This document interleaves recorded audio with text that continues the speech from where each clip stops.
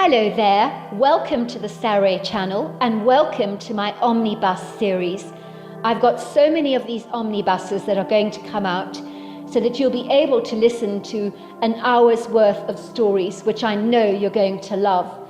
You know, the thing is that telling stories is such a fine art, and it's something that was practiced hundreds of years ago when people didn't have the technology that we have today.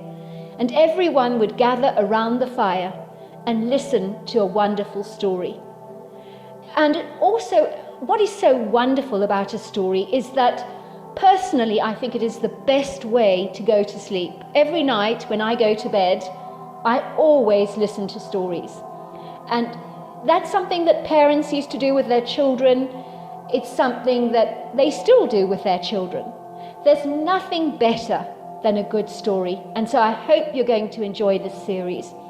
And before we start, I just want to say, do subscribe to my channel because you don't want to miss out on anything. Because I'm in for the long haul and I want to make sure that you get the most stunning stories to go to bed with at night or to listen to when you want to be one of those people sitting beside the fire and listening. Don't forget to subscribe to my channel and let's get started. I hope you're going to enjoy the omnibus. Dear Sarah, and all your lovely listeners, William Chancellor stared at his face in the mirror. He had slathered the lower part of his face with a thick layer of shaving foam. He was carefully gliding the blade over the contours of his skin, which he did with a meticulous, skillful precision and a steady hand. For the first time in his long life, he believed he was getting old. The signs were becoming as prominent as when spring begins to erupt through the decaying foliage of winter, until you are in no uncertain doubt that the season has conspicuously changed, as the signs are clear to see, so that they can no longer be denied. It was tough for William to admit this to himself, as facing the truth is never easy for anyone, especially if that truth doesn't sit well with you. William was one of these self-possessed, complacent people who would happily remain young forever. He loved life, and there was always a spring in his step. These days he barely recognized the face staring back at him in the mirror. William was a man's man, and had never been predisposed to vanity of any kind. But the skin on his face that had once been so smooth and young-looking, not too long ago it would seem, was beginning to betray his age rather too fiercely for his liking. Where on earth had the time got to? It seemed like only the other day he and his wife Joyce had moved into the ranch, which was actually 50 years ago to be precise. But for William it felt like only yesterday. William's sad-looking skin was now indisputably cruelly saddled with a plethora of deeply entrenched lines that curiously resembled railroad tracks. If that wasn't depressing enough, his drooping jowls were sagging, so it looked as if part of his skin was melting off his face like candle wax. His once rarely well-distinguished square-shaped jaw and accompanying neckline was beginning to resemble a turkey's neck. It wasn't pretty, he thought, and it had not helped spending so much time on the ranch, under the glaring, unforgiving Colorado sun, on the back of Night, his dark brown horse, overseeing all his steers. Day after day, week after week, season after season. William adored his life on the ranch, but if the truth be told, the rather mean-spirited severe climate had not been kind on the skin. His face was so weathered these days, and there was a splattering of sunspots running across his nose and on his cheeks, and they were over his hands as well. He'd recently been to the dermatologist and been subjected to the removal of many precancerous moles, which he'd been told was the quintessential side effect of spending so much time out of doors, exposed to all manner of temperatures. But as far as William was concerned, a life without spending your time out of doors was not much life at all. "What are you looking at, William?" Joyce had said, reaching out to grab her toothbrush. She had just entered the bathroom, wearing a white toweling robe over her pyjamas, while her tousled grey hair appeared to be flat on one side, from where she'd been sleeping overnight. She reached for her pink toothbrush in the toothbrush holder and stood by her side of the his and hers marble bathroom countertop. She began to vigorously brush her teeth, glancing briefly at her husband in the mirror, who was leaning forwards to stare at his face, as though he was inspecting himself for nits. He began to rub a rather calloused hand down one side of his face, and let out a deep, resigned, rather deflated sigh. Oh, goodness gracious me, love, said Joyce. I've not heard you sigh like that for a very long time. If you don't mind my saying so, William, but you look as if you're seeing your face for the very first time, like those bushmen in Africa you hear about, who've never seen their reflections before, and when they see themselves for the first time, they're affrighted of their image that stares back at them, as if the face they see is almost going to pounce at them out of the mirror. But that's what you're doing right now. What on earth is up with you? Why such a solemn expression on your face? You look as miserable as someone who's been told they've only got days left to live. And I'm not exaggerating about that either. You look miserable, William. I haven't seen you look like this for a long time. I guess that's a good way to put it. I mean the story about the bushman, love. I probably am like a bushman, looking at my face in the mirror for the very first time. And you're right, I don't particularly like what I see. My reflection is scaring me these days. I'm getting old, Joyce, he said. I'm getting old, he repeated, as if to affirm this was an absolute fact that he could no longer ignore. It's beginning to hit me hard, like a baton across the face, Joyce. And it's a hard blow, believe me. Joyce rolled her eyelids in the back of her head in exasperation. She let out a half-hearted chuckle, even though she wasn't really amused by her husband's comments, but it seemed like the appropriate thing to do in the circumstances to lighten the mood. This was not like her husband William to go on about his age like this. He was not the superficial or shallow type of man who concerned himself with his appearance, as he was ruggedly handsome and all man in every regard. So why was he concerning himself by a few wrinkles on his face that, in Joyce's opinion, made her husband all the more interesting to look at? But she never told him that, of course. Tell me something I don't know, William. Of course you're getting old. We all are getting old. Every day we get a little older, don't we? Everyone is aging, I'm afraid, from the moment they first draw breath, when they enter the world. With every minute that passes, we all get older. It's a fact of life. One thing we can never run away from, love, is old age and death. Sooner or later it catches up with all of us. It's not something we can really fight, although believe me, some try. I've stopped dyeing my hair black these days, you know. It's too much like hard work for me. No sooner have I dyed my hair black, the grey roots begin to show, and so I decided to become silver, a silver fox, you could say, because dyeing my hair every 6 weeks was doing my head in. Well, you look good with grey hair, Joyce, said William. It's not aging on you at all. Some of us are not so lucky. It's kind of you to say, love, but what I'm trying to say to you is I don't like aging any more than you do, but I've accepted it, with some kind of grace, I suspect, as I don't have any other way to stop it. I don't know about that, love. I would say you're in remarkable good nick for a woman your age. You certainly don't look your age, that's for sure. Joyce reached over to her husband to give him a kiss on the cheeks. Look at you, William. You're quite the charmer. You always have been. You know exactly how to make a lady feel good. The good news is your charm will never ever fade, even if everything else does, she teased. Well then, maybe aging is not all bad news, said William flatly. He would normally wink at Joyce, give her a cheeky grin, but he did none of that this morning, as if he was feeling as bland and prosaic as champagne without the fizz. Look, William, I don't know what brought all this on. It's so unlike you to concern yourself with age. It's not something that you would normally worry about. So you are concerning me, love. But you mustn't worry about things like this, especially things we cannot fight.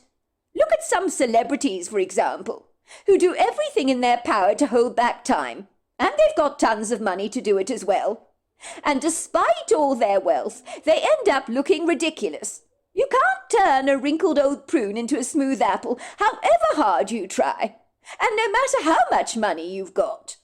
Let's just face it, Botox and fillers can only do so much. But if you go overboard with these things, they can make you look like a lizard, and I don't want to look like one of those. I believe emphatically in aging gracefully, and that's what we are both going to do. Nothing wrong with that, is there?" William raised a brow. "Oh, you're so matter-of-fact about these things, aren't you, Joyce? Goodness gracious me! You are the bearer of happy news, are you not?" "I'm just stating the obvious, William, love. There's no point in sugar-coating things, is there? We're grandparents already, so it's a given that we're old. But it's not all bad, you know. With age you get significantly wiser, a lot more astute, don't you? We can teach our grandchildren a thing or two about life. God only knows what they learn in school these days. But hopefully our influence can steer them down the right path. Frankly, I'm glad to have been born in the baby boomer generation. I really am. I wouldn't wish to be young now. Kids these days seem so confused. And I blame the schools for this. What they're teaching them, God only knows. And as for the social media, all the indoctrination and propaganda that goes on with it all, and the children are so young, so easily influenced by it all. And with the advances in technology, many things have actually gone backwards rather than forwards. There's such discord in the world these days. We never saw this in our lifetimes, did we? You make a very good point there, love. Personally, I cannot understand all the fascination with social media myself. I've never got into it. Well, the youth like it, don't they? It's very entertaining for them, it would seem.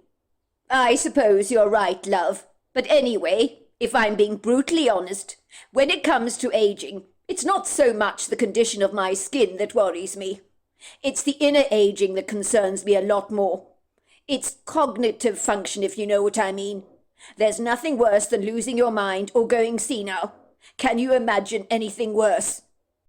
Joyce looked at her husband William in bemusement through her pale blue eyes. She had noticed of late that William had been behaving a little strangely. He seemed more flustered than usual. Was he hiding something from her, she wondered? She'd been married to her husband for over 50 years now. She had always known him to be placidly happy-go-lucky. He was the kind of blithe man who just didn't have a care in the world. She had always called him her cowboy, because he was not remotely intimidated by anything, and nothing would ever get him down. In truth, he was usually cracking jokes 24/7. But now she came to think about it, over the last couple of weeks, William had not so much as teased her, even a teensy-weensy little bit, which was distinctly out of character for him. She was well used to him playing practical jokes on her, but of late none of that had happened at all. The jokes seemed to have stopped very suddenly. William wore his heart on his sleeve and came in from a day spent out of doors with a rosy glow on his face, but of late his skin almost looked ghost-like and pale, as if he was tired all the time. He had also lost a significant amount of weight in his face, so his cheeks had become noticeably gaunt. So was it any wonder, when he looked in the mirror, he was rather alarmed by his reflection. If he gained a little weight in his cheeks, they would fill out a little, and he'd look a whole lot better. The couple shared everything together, and so why did she have this disconcerting feeling that her husband was shutting her out? Was there something he wasn't telling her, concerning his health perhaps, that he didn't want to disclose? I mean, why all this talk about getting old all of a sudden? This idiosyncratic, discordant behaviour was not like William, and seeing him staring at his face in the mirror the way he had done so this morning did not rest comfortably with her. She remembered 2 weeks prior, her husband William had been to Dr. Lonsford for his regular check-up. She wondered if the routine visit had not gone well after all. Was her husband sick? Had he had a cancer diagnosis or something? It was always a possibility. The thought absolutely terrified her, as the very idea of not having William in her life any more was unbearable. She knew one day the unthinkable would happen, when one of them would leave the other behind. But she had hoped that would be a long time in coming. And what with all this talk about internal aging and losing your mind, was her husband talking about Alzheimer's or dementia? Surely not. Why was he even talking about things like this? Joyce could not help feeling a rising sense of alarm begin to gnaw away at her peace, like a mouse on a piece of cheese. "William," she said circumspectably, "it's not like you to go on about your age like this. I didn't think stuff like this concerned you. What do you mean by inner aging? I don't understand what you're talking about. You're scaring me, love. Is there something, perhaps, that you're not telling me?" William was now wiping his face clean, after his shave with a towel, after throwing some warm water over his face. He looked at his wife kindly. "There is nothing wrong with me, Joyce. Nothing at all. I'm just acknowledging I'm getting older, that's all. What's peculiar about that? I think a lot of men my age would feel exactly the same. It's not a vain thing. Look at me. My hair is thinning worse than ever these days. I'm virtually bald at the top of my head. My face is covered with wrinkles. I barely recognize myself these days. And yes, I guess it's a bit scary, realizing you're getting older. But I'm sure it's perfectly normal to feel this way." "You never told me, love, how your checkup with Dr. Lansford went 2 weeks ago," Joyce asked, scrutinizing her husband closely, to see if he was clenching his jaw or biting his lip awkwardly, which were telltale behaviours that her husband would adopt if he was holding something back from her. "He did give you a clean bill of health, I hope, at the checkup, did he not?" "But of course, dear.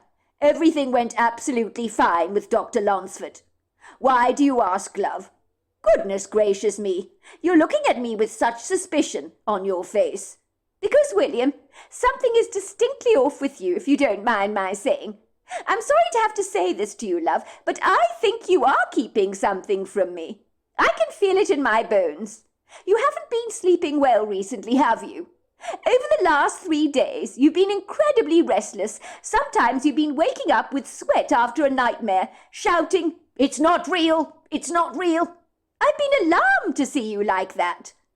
I mean, you were having heart palpitations and sweat all over your forehead. Nothing like this has ever happened to you before. Your appetite has also diminished over the last couple of weeks, and you've lost an awful lot of weight. You're not sick, are you? You haven't been diagnosed with cancer, have you?" Joyce suddenly threw her hands over her face. "Please God, William, don't tell me you've been diagnosed with cancer. I couldn't face it if you were, William. You're all I've got. What on earth would I do without you?" "Oh, for goodness sake, Joyce. You are being a drama queen. You sound like a doomsayer, don't you? Stop being so alarmist, will you? I'm perfectly fine. I wouldn't keep something like a cancer diagnosis from you. Of course I haven't been diagnosed with a disease." "You promise you're not lying to me, William?" "Cross my heart, hope to die," said William, making the gesture of the cross on his chest. "Are you happy now? Have I convinced you that I'm absolutely fine?" "Not really, love. Something is troubling you. I know it is. And I wish you would confide in me and tell me what it is. I'm your wife, William. Don't forget that. I deserve to know if something is going on with you. Then there are all these dreadful nightmares you've been recently experiencing. You've never had nightmares before, and suddenly out of the blue you start having them all the time. You're not predisposed to night terrors, so what is going on with you, love?" William took his beloved wife lovingly into his arms. He gave her an affectionate hug. She smelt as she always did of baked cake and sweet honey. He loved the smell of her. It was so homely, so warmly welcoming. "Joyce, I promise you I'm not keeping anything from you, love. Stop worrying, will you? As for the nightmares, they're nothing to worry about at all. I'm not the first person to have nightmares, nor will I be the last. It happens to people. You say I've lost weight, so I'll prove to you I'm not sick. I'm feeling quite famished, actually. What's for breakfast?" The couple's black Labrador came rushing into the bedroom, tail wagging furiously, for the word "I'm hungry" always got his immediate attention. It meant food was on the way, and of late he knew that William had been sneaking him titbits. Joyce's face brightened. Her husband had not had much of an appetite of late, so him expressing a desire to eat certainly uplifted her spirits. "Well, I can make sausage, crispy bacon, eggs, French toast for breakfast, if you like, and some hash browns. Does that tickle your fancy, love?" William grinned. "Sounds great. Hurry up, then. I'm beginning to drool like a hungry dog. That crispy bacon is just what the doctor ordered." "Right, I'll get on with it now," said Joyce, hurrying out of the room, feeling delighted that William had expressed an interest in eating. That, at least, was a positive sign. Maybe he wasn't sick after all. William wouldn't lie to her about a cancer diagnosis, would he? Because that would be a cruel thing to do. But what about the inexplicable nightmares he appeared to be having? Something had brought on these nightmares, but the question was what and why. She wished she could burrow through his mind, like an investigating termite through the wood, and really see what was going on in William's head. When she was in her teens, Joyce had once had nightmares, after watching a horror movie on television that had scared the bejesus out of her and stopped her from sleeping for many weeks. But more to the point, where were William's nightmares coming from? In over 50 years of marriage, William slept every single night like a baby. He'd come in from an exhausting day spent galloping across the field on the back of his stunningly beautiful dark horse Knight, attending to the steers, and he'd retire to bed on an evening and be out like a light. But over the last 2 weeks he'd been tossing and turning restlessly in his sleep for reasons she could not understand. It was later that morning, while William was out on the field attending to his steers and riding on the back of his dark horse Knight, that Joyce's best friend Clara arrived at the ranch in her green Range Rover, which she parked rather haphazardly outside the front door, like she did every time she visited Joyce. These days she was pretty much a fixture and fitting in the Chancer household, as over the last 50 years the two women had become as close as sisters. Some people thought they were sisters, as they were uncannily alike. Joyce could count on her fingers 5 times over the amount of times people asked her if Clara was her sister. No, she would say, we've lived next door to each other for many years. We both live on ranches, where our husbands are out in the fields all day minding the steers. We both love painting with oils on canvas, reading books, baking cakes. We have much in common. We spend hours in each other's company. We almost finish each other's sentences and practically live in each other's houses. But no, we're not related. People would shrug their shoulders nonchalantly and say, I could have sworn the two of you were sisters, or at the very least related in some way. How extraordinary! I'd have actually put money on it. Well, maybe we do look rather alike. Perhaps you do become like the company you keep, Joyce would say. But now she thought about it, she realized people were absolutely right. As the two women had got older, they became extraordinarily alike, but it hadn't always been that way. It was 50 years ago when she and William had first moved into the 3-story red-brick farmhouse, with the large sash windows, overlooking the prepossessing views of the mountains and the extensive grove of tall lofty trees that stretched out forever and a day, like a large green ocean that would become golden red in the autumn months. William was determined to buy a ranch and become a rancher. The couple had eagerly purchased Steerford Ranch from a retired but very cheery rancher called Doug King, who taught William all he needed to know about becoming a rancher. He seemed satisfied to leave his ranch in what he believed were very optimistic hands. I've got a good feeling about you, Chancer. You've got the right attitude for the job. Steerford Ranch is going to enjoy its new owner very much, I'm most sure. William took to life as a rancher rather like a duck to water, almost as if he was following in the footsteps of generations of his own family, when in reality he was a complete novice. It was days after they'd moved into Steerford Ranch that Clara arrived on their front doorstep, rather like a breath of fresh air, with a bright, sunny smile on her face, carrying in her hands a pecan-nut pie. In those days the two women had been the antithesis of each other in every regard. Clara had been fair-skinned and blonde, while Joyce had been the one with the thick locks of dark raven-coloured hair. In those days Clara had always worn the brightest colours you could ever imagine, injecting her bright colours over the countryside like a cheerful field of red poppies, so you could see her coming from a mile away, whereas Joyce had been much more understated, rather bashfully subdued in her colour choices and the clothes that she would wear. As the woman began to mellow, like fine wine over the years, even their clothing choices became uncannily similar, and Clara was less inclined to wear the bright colours she had once enjoyed. She would say now she was getting older, she would prefer to focus on being more elegant and refined in what she wore, and she tended to select pastel shades that she felt were more flattering against her fair skin. "Hi there," Clara had said, standing in the doorway of the Chancer Ranch. "I understand you've moved into the ranch. You're our new neighbours. I'm Clara. I've brought you a pecan-nut pie. I live in the ranch next door to yours. I understand from Doug King your husband is new to ranching, but my husband's been doing, ranching for generations. Well, his family has, that is. So if you do have any questions about anything, my husband will gladly help you in any way he can. You only have to ask. Doug King was full of praise for your husband, I have to say. He believes the Steerfoot Ranch has been left in very reliable hands. Doug wouldn't just sell to anyone, you know. He was always very particular like that." "Well, that's very good to hear," said Joyce with a smile on her face. "I know William really liked him a lot." Doug was a good man, but sadly he's getting on now. The ranch got too much for him, which is why he had to sell. Unfortunately, he only had girls, so they had no interest in continuing with the family legacy. So Doug sold up. But he's happy the ranch is in great hands now. "Just so you know, it's a great life being a rancher's wife," she had said very matter-of-factly. "But you and I, while the men are out there overlooking the steers, we should get together and do some girly things. I'm glad you're my new next-door neighbour. I think we're going to have a lot of fun together and get along famously." Joyce had liked Clara at once. You couldn't help but like Clara, and had welcomed her very gladly into the Chancer home. The two women had grown as thick as thieves, and over the years their hair had turned a similar shade of grey. Clara was slightly taller than Joyce was, but both women were similarly built, with fine features, and they were slightly on the plump side, with pretty blue eyes surrounded by a plethora of crow's feet. This morning Clara was wearing some white cotton pants, a pair of gold sandals, and a cool flowing pale blue shirt.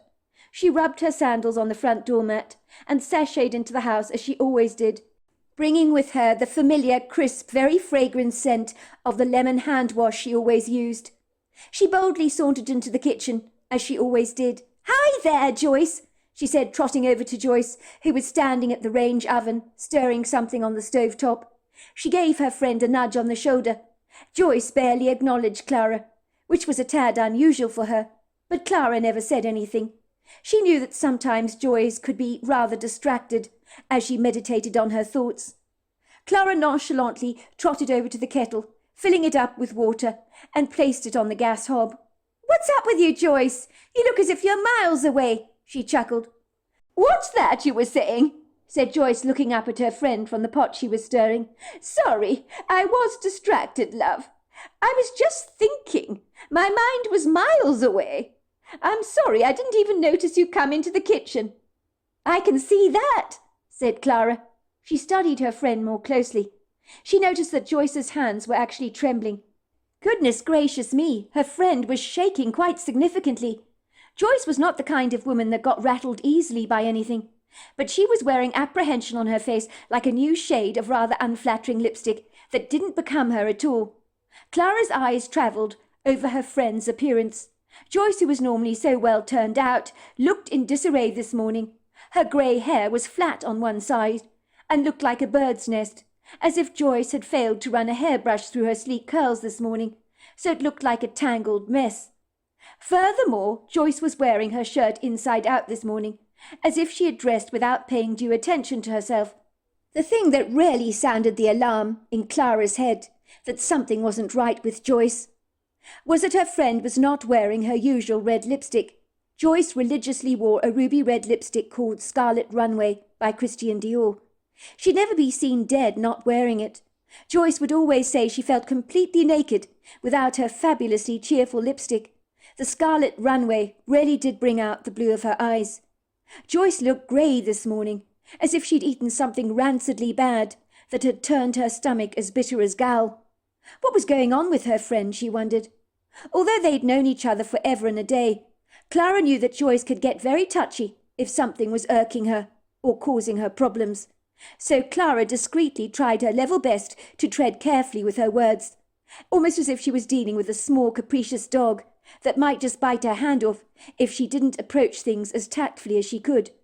Joyce was the kind of woman that could bottle up her emotions, but over the years Clara had managed to open her up, and Joyce always felt all the better for it when she shared her troubles with Clara.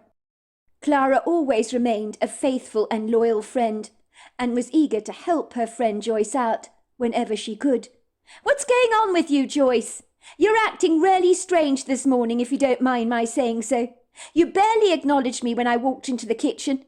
You were so distracted, your mind was miles away. You're normally so together, but today you're all over the place. What's going on with you? But that's not the big thing that's worrying me. The real telltale sign that something is wrong with you is you're not wearing your scarlet runway lipstick, she teased. I know when you're not wearing your lippy. Something's up with you, girl. So are you going to spill, or am I going to have to drag it out of you? Joyce looked up from the pot of her bechamel sauce that she'd been stirring vigorously with a lugubrious expression on her face. This unsettled Clara somewhat. She was used to Joyce being so upbeat and positive about things, but this morning the hangdog expression on her face left Clara in no uncertain doubt that something was very definitely up with her best friend, and she needed to get to the bottom of it. I tell you what, how about I make us both some tea? You're going to sit down at the breakfast nook and have a chinwag with me, and later when I leave, you're going to be wearing your scarlet runway lipstick on your lips. Is that understood? Joyce gave her a watery smile that failed to meet her eyes, but she nodded her head diligently, because her throat was so dried up, and her thoughts far too scrambled to say anything. She knew deep down in her heart she was dealing with a burgeoning fear for her husband's behaviour this morning, and all of his talk about ageing had sent her into a tailspin. She knew she'd have to tell Clara what was going on in her head. Clara would likely think that Joyce was overreacting, making a mountain out of a molehill over all of this. If the truth be told, she wanted Clara to tell her that she was just being silly, and no, of course, there was nothing wrong with her husband. And yes, she was allowing her imagination to birth wild ideas that had no relevance to reality whatsoever. This is exactly what Joyce wanted and needed to hear from her friend. Besides anything else, it was so good to unload her burdens on Clara. For some reason, Clara was one of those people that with her words could paint a rainbow in the sky on a very bleak, dull day, and make you realize the day you thought was so overcast and gloomy wasn't so drab after all. She enabled Joyce to see that sometimes the very thing that was troubling her was not so dreadful after all. Once the kettle was fully boiled, and Clara had poured the tea out into oversized mugs, the two women slid into the breakfast nook. Clara was seated opposite Joyce, who was cradling her mug rather possessively in her hand, and staring almost vacuously into space, with a faraway look in her eyes. Clara waited patiently for her friend to speak. It didn't do to actually push her.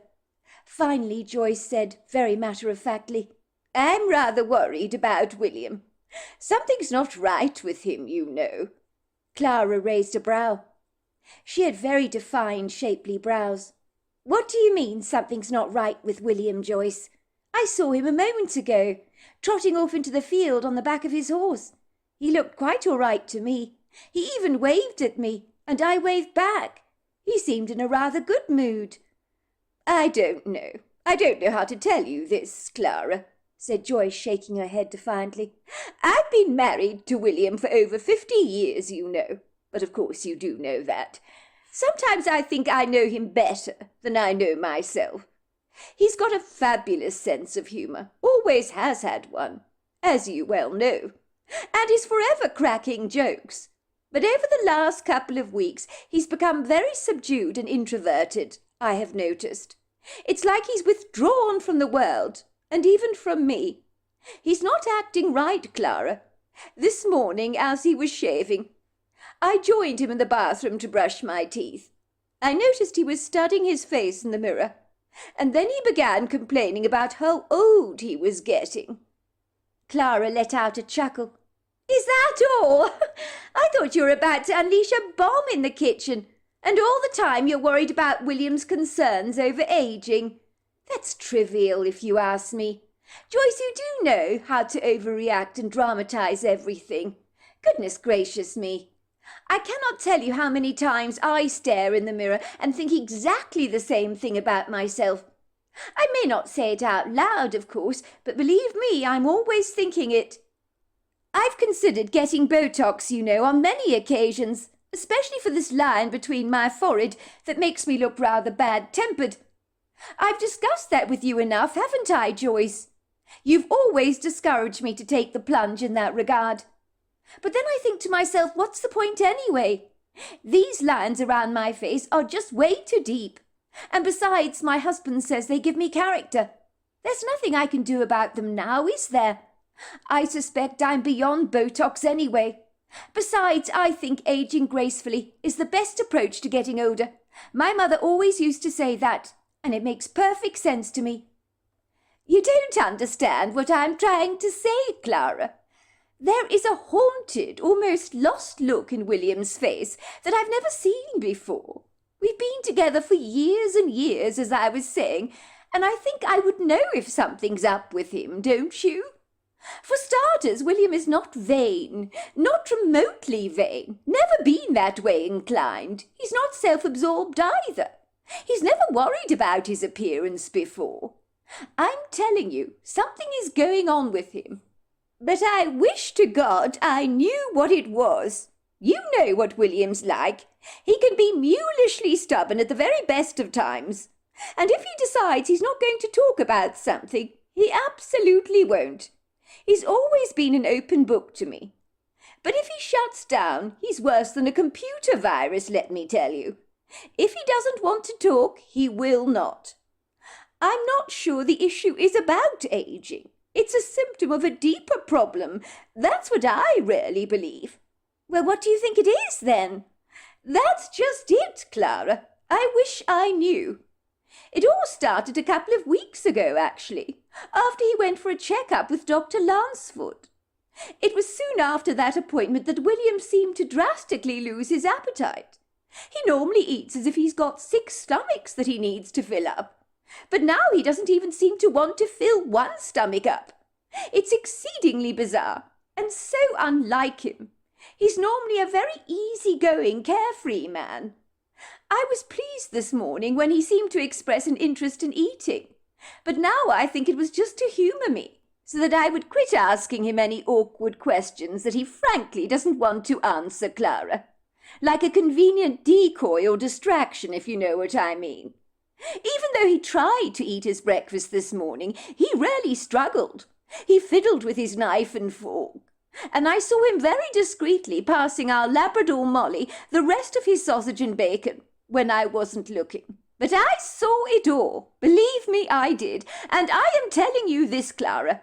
He's completely lost his appetite, and all the food on his plate literally goes to Molly.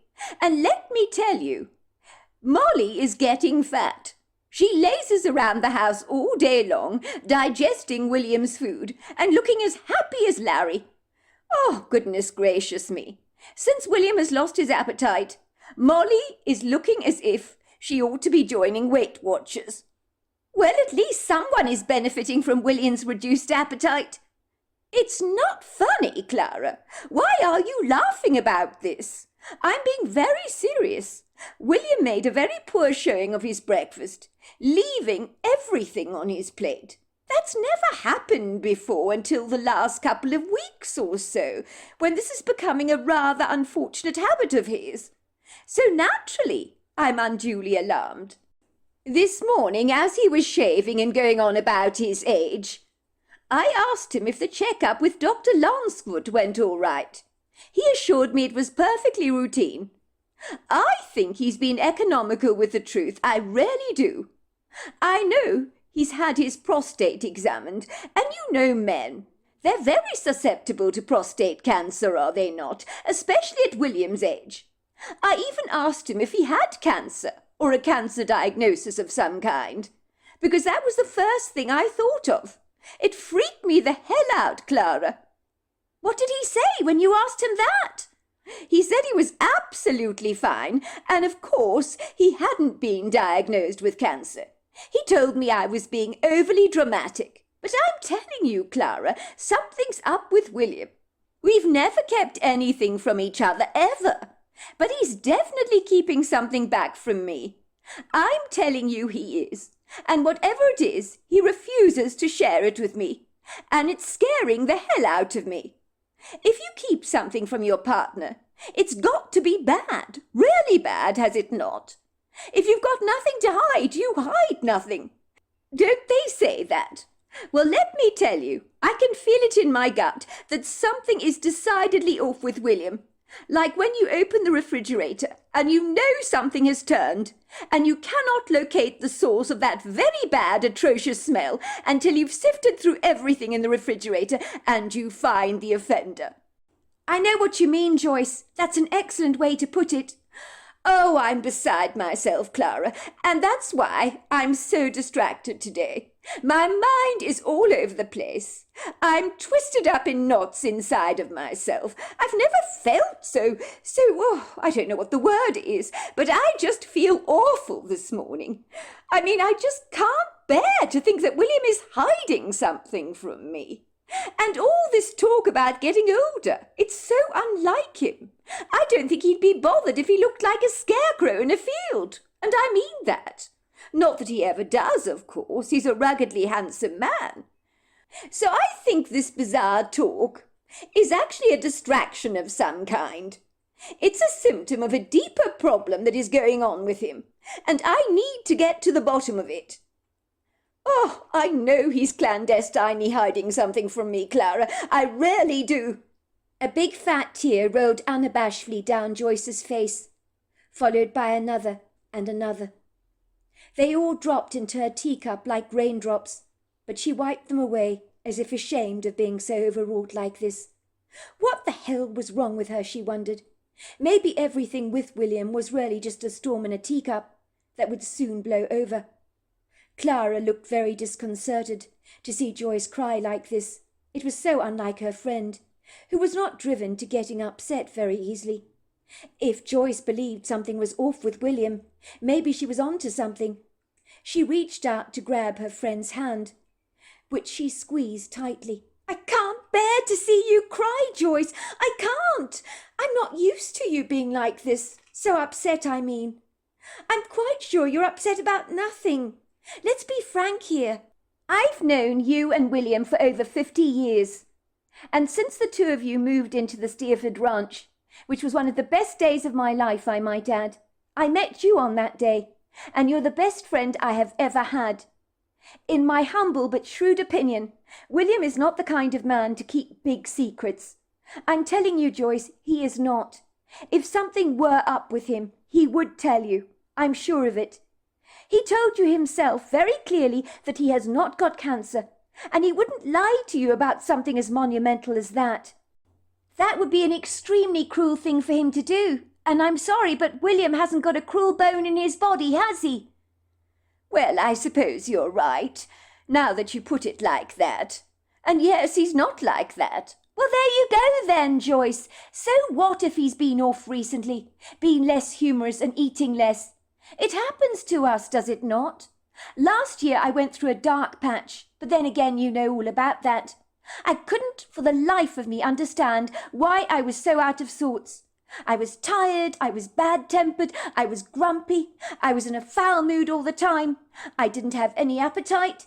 Do you remember I'd come around to your farmhouse in floods of tears, not even knowing why I was so emotionally overwrought? I remember I burnt the toast at breakfast, and I wept and wept about that, as if it was the most awful thing that could have ever happened to a human being. Everything set me off, didn't it? You remember what I was like?" Joyce considered Clara's words. "Yes, I remember very well, Clara. You were in a bad way. I couldn't talk you out of your despair. I would say the slightest thing would affront you." "I was in a dark place, Joyce, and I don't even know why. Well, I do now, of course. It was like the colourful world around me had gone grey and lost all its colour. I lost my appetite, and so much more. It turned out I had a bad virus. We all go through ups and downs in our lives, Joyce. It's part of the rhythm of life, the cycle of nature. There are times we may be more ebullient and upbeat, and other times more tired and disconnected. It happens." "Maybe that is true to a certain extent, Clara. But what I failed to tell you is over the last 2 weeks, and certainly the last 3 nights or so, worse than ever, William has been waking up in the middle of the night, sweating like a pig, and screaming out, 'You're not real! You're not real!' I have to shake him out of his sleep and tell him that everything's all right and that he's just had a dreadful nightmare." "So he's having nightmares," said Clara, lighting up, as if things were beginning to finally make sense to her. "Well, that explains a lot, doesn't it?" "What do you mean it explains a lot, Clara? I'm not getting your point." "Well, it makes sense to me. All your husband's symptoms that you've been describing. He's been out of sorts, he's got a poor appetite, he lacks a sense of humour at the moment, and his heart is heavy. You know, in my life, I've been through times when I've had grievous nightmares, and believe it or not, it is hard to function in the natural world when you have disordered sleep like that, and you're haunted by dark dreams. You're hardly going to be upbeat or a bright beam of light during the daylight hours, are you? I know personally, from bitter experience, I'm afraid to say. The worst was when I had my sleep paralysis. That was terrifying, and during the day I was barely able to function at all. It took quite a beating on me, let me tell you. Sleep paralysis? What on earth is that, Clara? You mean you don't know what sleep paralysis is? Asked Clara, looking somewhat confounded. No, I'm afraid I don't. What is it? I think I've heard about it before. It's when you find yourself paralysed. You've been asleep and you try to wake up, but something is holding you down, so you can't move a single muscle. You feel weighted down. It's often called the attack of the old hag. Some people report feeling hands literally holding them down. Others physically see a hag pushing down on them so hard. You can look up the phenomenon if you like on the internet. It's happened to a lot of people, and it scares them half to death with good reason. Many describe it as a demonic attack. Many people have physically seen the hag herself, that they describe as being a demonic entity of some kind. Goodness gracious me, how dreadful! Awful, said Joyce, looking appalled. That would terrify the bejesus out of me, let me tell you. It is dreadful. Do you remember when my mother-in-law died? It was about 20 years back. You mean Beryl Patchett? Wasn't that her name? You never liked her very much, did you? You and her had a fragile relationship, and that woman was always calling you offensive names. She treated you abysmally, didn't she, Clara? A ruthlessly unkind woman she was. I remember you invited us over to join you for dinner one evening, and she was at your house. She was one of the most formidable women I have ever met.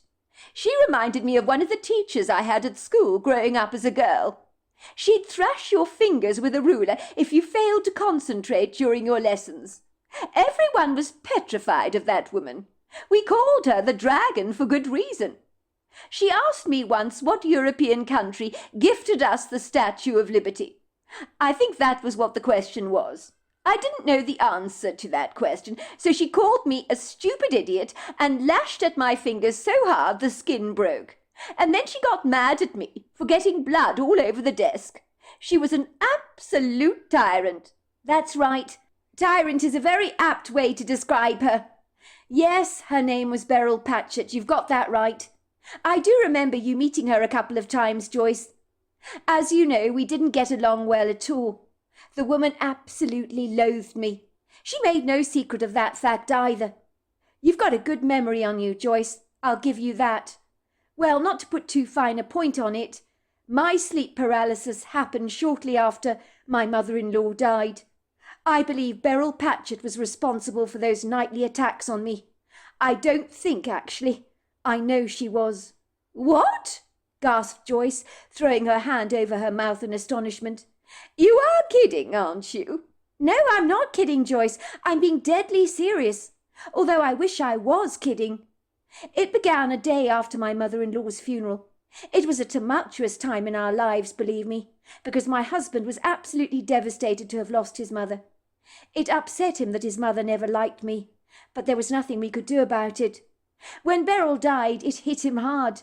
He took her death badly, as you would expect. It was the night after Beryl's funeral that I woke up sensing someone was in the bedroom with us. It was like someone was watching me. I felt very affrighted.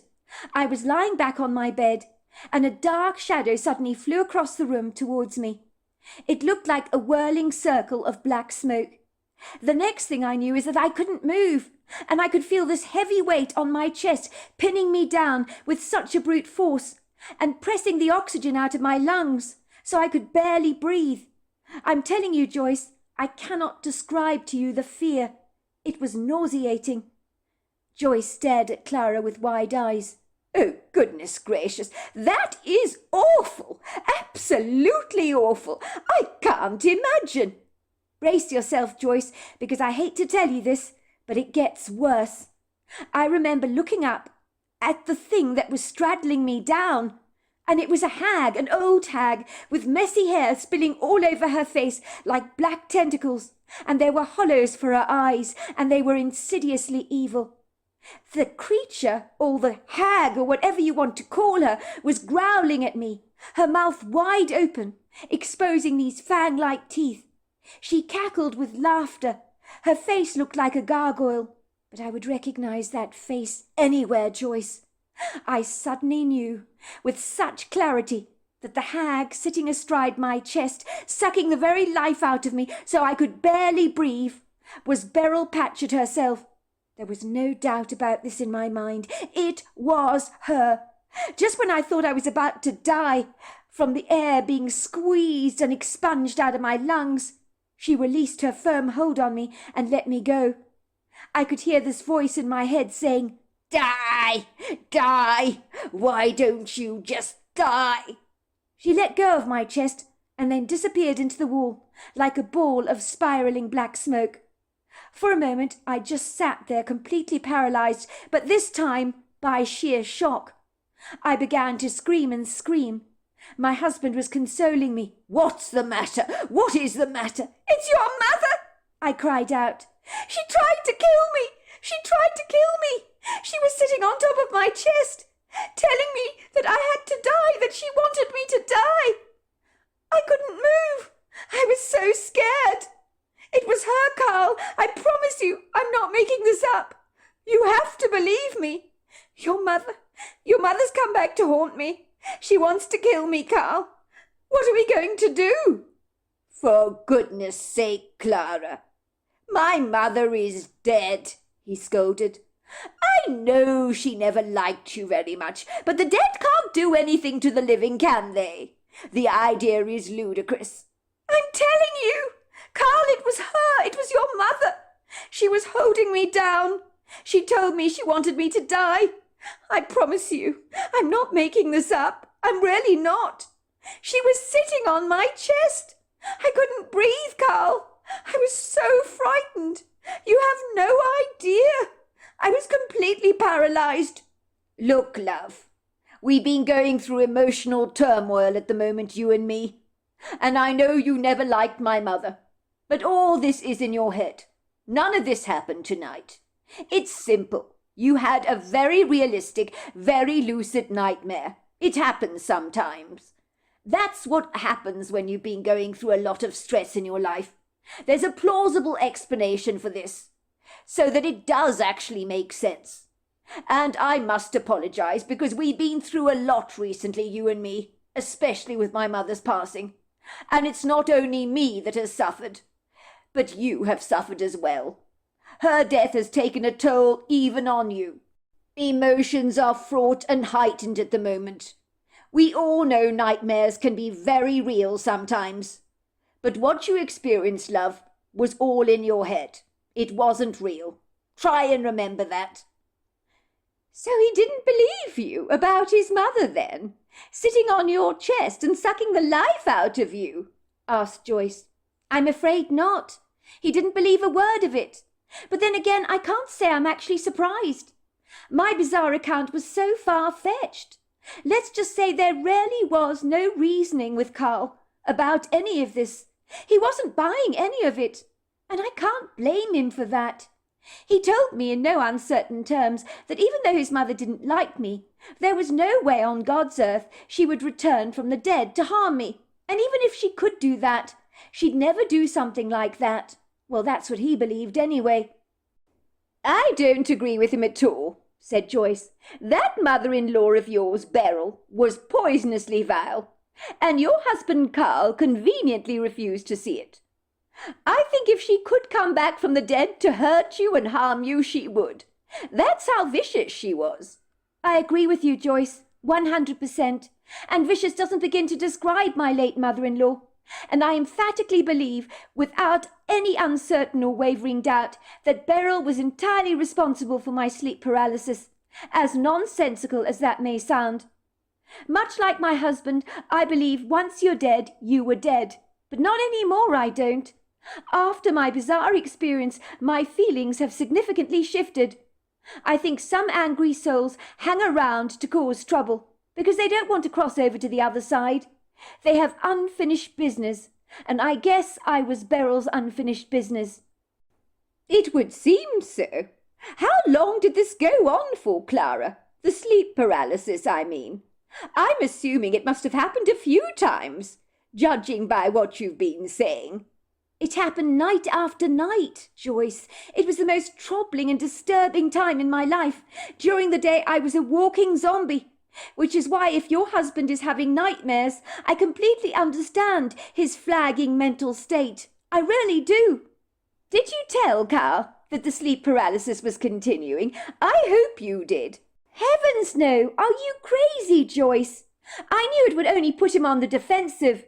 He didn't particularly react very favourably the first time his mother attacked me, so I was hardly going to tell him about the other attacks, because he insisted I just had a nightmare.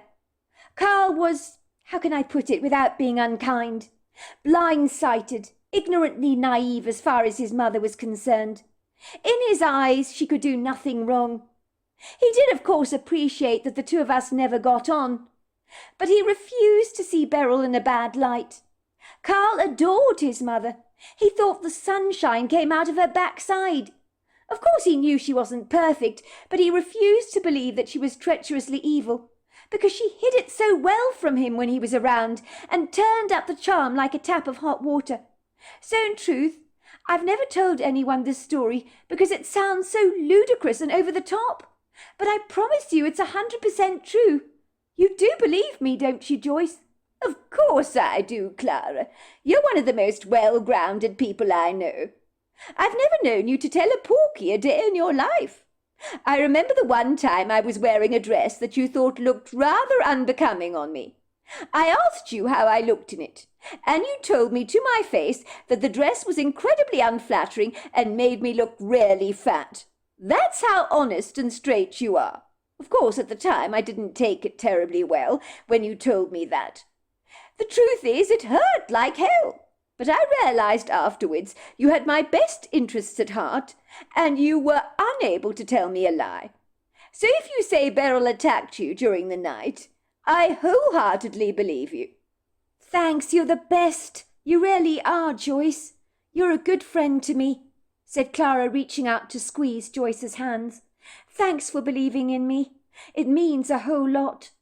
Joyce shrugged her shoulders. Your mother-in-law hated you, didn't she, when she was alive? She thought you were never good enough for her, Carl. I remember you used to come over here to the ranch in floods of tears long before Beryl died, telling me about the horrible things she'd said to you. I remember the time you had her over for Thanksgiving. She deliberately switched the oven off for the roast turkey, and then accused you of being a lousy, sloppy housewife. You were supposed to have Thanksgiving at noon, and you ended up having it much later thanks to her. You remember that? Goodness gracious, I'm impressed, Joyce. You've got a great memory. It was a bad Thanksgiving, let me tell you. I'll never forget the smirk and the smug, self-satisfied look on Beryl's face. Of course, Carl was getting mad at me for forgetting to put the oven on. He came in after being out on the field, feeling ravenously hungry, and looking very forward to his Thanksgiving meal. All the time his mother pretended to help me in the kitchen, claiming she was in charge of basting the turkey for me, and the potatoes, of course. For once in my life, I was appreciative that she was actually helping me out, because she never ever did. So I thanked her for her kindness. Can you believe that? Oh, I can believe anything as far as that woman is concerned. I really can. Well, while I thought she was helping out, and, basting the turkey and so forth, she'd clandestinely switched the oven off. And then she blamed me in front of my husband, as if it was all my fault. Oh, dear me, Clara. We were supposed to eat at lunchtime, and your husband is so hungry. But you forgot to put the oven on, didn't you? You're not a very domesticated woman, are you, love? I don't think you're really cut out to be a rancher's wife. If you want to keep my Carl happy, You're going to have to sharpen up your act and do a whole lot better than this. Can't you see how hungry Carl is? You really are very sloppy, aren't you, dear? You should learn how to organize yourself better. When I used to cook Thanksgiving dinner, we all ate at lunchtime without fail, didn't we, Carl? It was always served on time. I'm telling you, Joyce, I wanted to throttle her for her lies. She was loving the discord she provoked. If that wasn't bad enough, that evening when we finally ate our meal, she deliberately dropped all the roast potatoes on the kitchen floor, so our dog gobbled them up. Oh dear, Carl. Your wife is so cack-handed with the dishes. She's only gone and dropped the roast potatoes all over the kitchen floor, and the dog's eaten them up, I'm afraid. So I'm afraid there is no roast potatoes for Thanksgiving, and I know how much you love them. My mother-in-law knew how peeved Carl would be not to have roast potatoes with his dinner. She looked like the cat that had got the cream over Thanksgiving, let me tell you. It was a miserable Thanksgiving, but it was always that way when she was around. And Carl failed to see what she was actually doing, trying to stir the pot with her spite. After she left our home that weekend, I heard her say to Carl, "Love, I warned you that you could do so much better than Clara. She's not cut out for life on the ranch. She was so overwhelmed over Thanksgiving dinner. Didn't you notice? She could barely cope at all. You saw what a debacle she made. You deserve so much better than her son, so much better." "Wow," said Joyce, shaking her head indignantly. "That woman was a prize cow, if ever I saw one." "Well, she made no secret of the fact that she despised me. Even on our wedding day, I remember her exact words, Joyce. She actually called me a trollop. Can you believe that? I didn't actually know what the word trollop meant until I looked it up in the English dictionary. The word describes a woman who is a cheap slag with no moral compass or virtue whatsoever." "She called you a trollop on your wedding day? That's seriously sick, Clara. I mean, Carl had chosen to marry you, and she may not have liked you, but that's tough. Think about it. There must be millions of people on this planet who have mother-in-laws that don't particularly like them. But I think the vast majority of them hide it well. It's what you have to do, to be polite and not to ruffle any feathers. Parents don't want to upset their children, do they? But not Beryl. She wanted you to know that she despised the bones of you. But even I would think she would not stoop so low as to call you such a dreadful name on your wedding day of all things. You would think that on that special day, the Wicked Witch of the West would have had the grace to keep her forked tongue locked up for once." "Well, she didn't hold her tongue, if that's what you're saying. If the truth be told, I think she did her damnedest to stop us getting married. But to no avail. Carl might be many things, but thankfully he's not a pushover as far as his mother's concerned. Well, was concerned. She manipulated him successfully about many things, but not about who he chose to marry. "Carl, my dear," she told him, "you could do so much better than Clara. That woman has absolutely no breeding, love. Ghastly bright colours she wears all the time. They give me a migraine headache. Honestly, love, I cannot for the life of me understand what you see in that woman. I think she will make a deplorable rancher's wife. I'm sorry, I do." "What did Carl have to say about that? I hope to goodness he stood up for you, Clara." "Well, he did, of course. He told his mother to stop running her mouth like a lawnmower, and that he was sorry she didn't like me, but he loved me, and there wasn't a jot that she could do about it. Let me tell you, that shut her up very quickly." "What an awful woman she was, Clara. It really makes me appreciate my own mother-in-law, and how wonderful she was. So what happened after she called you a trollop on your wedding day of all things? I hope you had the courage to tell her where to go." "Well, I was used to her untamed tongue, wasn't I? I remember I was getting ready to walk down the aisle on my wedding day. My mother had just left the changing room to wish me well. "You look so stunning, Clara," she told me with tears in her eyes. "I've never seen you look more beautiful, love. I hope Carl realizes how lucky he is. I'd better love you and leave you, sweetheart. Otherwise I'm going to break down in tears. It's very emotional for me seeing you there in your wedding dress. You look sensationally beautiful, and I don't want to look like a raccoon in your glossy photographs, with mascara running all over the place. Your father will be here in any second to pick you up so that he can walk you down the aisle. And when he sees you, he is going to break down as well. Go, Mum, I told her, or you'll get me started too. And let me tell you, this makeover cost a fortune. My mother left, and I was in the dressing room on my own, staring at my reflection in awe because I looked so stunningly beautiful in the dress I was wearing. I was so excited, and I was waiting for my father to come in any second to pick me up. And the dressing room door flew open. I thought it was my father, but no, it wasn't. It was Beryl. She was snarling at me like a rabid dog. She was practically foaming at the mouth. I'd never seen her look so mad. I expect the reality had hit her hard, that there was nothing she could do to stop her son from marrying me, so she might as well make my special day as miserable as she possibly could. She marched towards me furiously and poked me in the chest and said, "You will never be good enough for my son, Clara. You hear me? You will never, ever be good enough for him. He deserves so much better than you. You're nothing but a big fat trollop. You may have fooled my son, young lady, but you don't fool me one little bit. I cannot for the life of me understand what my son actually sees in you." "That is very rough," said Joyce, pulling a sympathetic face. "What did you say to that?" I told her that if Carl was to choose between me and her, there would be no contest. She practically growled at me, she was so irate. I don't think she believed I had the gall to say that, but I did. It was my wedding day, and I was not going to be bullied by that woman. "How dare you! My son would choose me over you any single day of the week, Miss High and Mighty. Who the hell do you think you are, saying such a spiteful, vindictive thing to me like that? You're nothing but a piece of trailer trash. You are just a dreadful, dreadful person, and you don't deserve my son. I've known my son much longer than you, and one of these days, when he finally comes to his senses, he'll be demanding a divorce from you.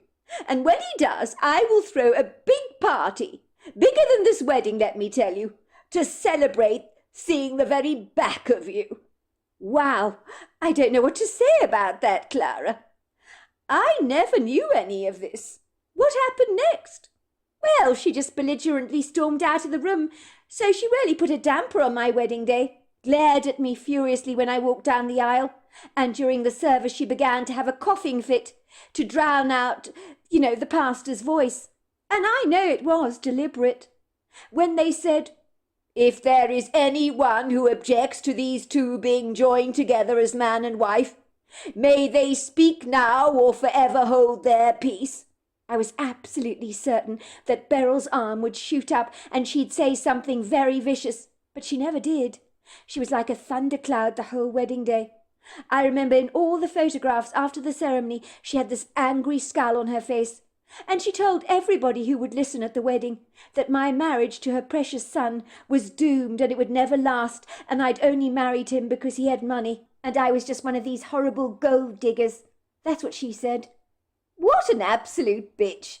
Did you tell Carl that his mother ruined your wedding day? I hope you did. No, I didn't, because that would have caused him great upset. I didn't want to make a big deal about it.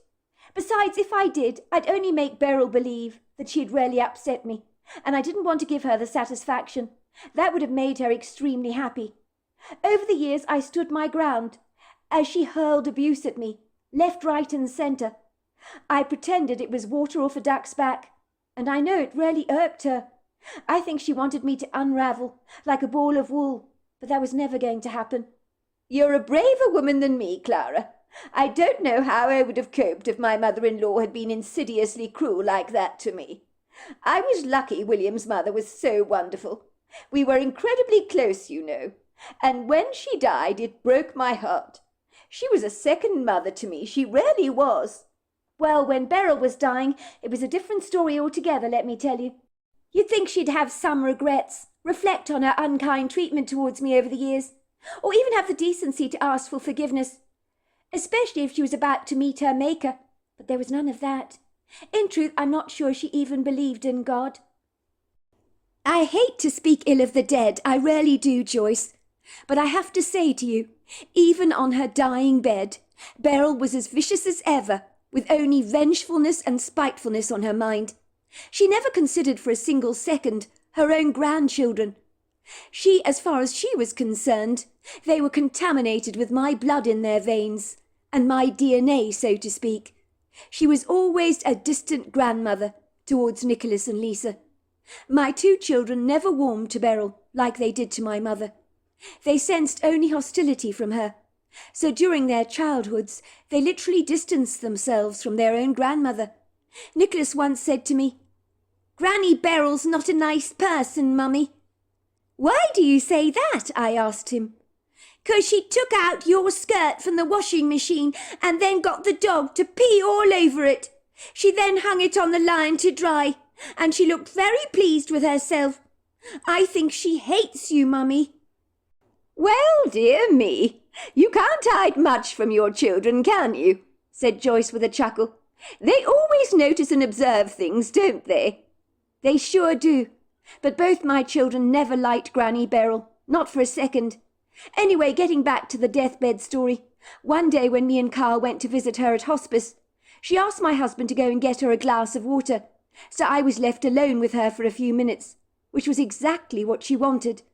I don't believe she ever did get to drink that glass of water, as she died soon afterwards, later that day. I thought she was going to ask me to take care of her son when she was gone, and to take care of her grandchildren. Not that she showed any interest in them before, but I thought she might just have a change of heart about that. But then again there was none of that. Instead she sat up boldly in her bed, with the last bit of vested strength that she had left in her frail body, and she looked at me straight in the eyes with such hatred. I couldn't believe anyone on their deathbed could be filled with so much venom, but she was, Joyce. "You're happy I'm dying, aren't you, dear? You can't wait to see the back of me." "Don't be ridiculous, Beryl. Where did you get that absurd idea from? Of course I don't want you to die. I know we've never really got along, and I wish things had been different between the 2 of us and we could have put to rights our differences. But there's no way I'd want you to die.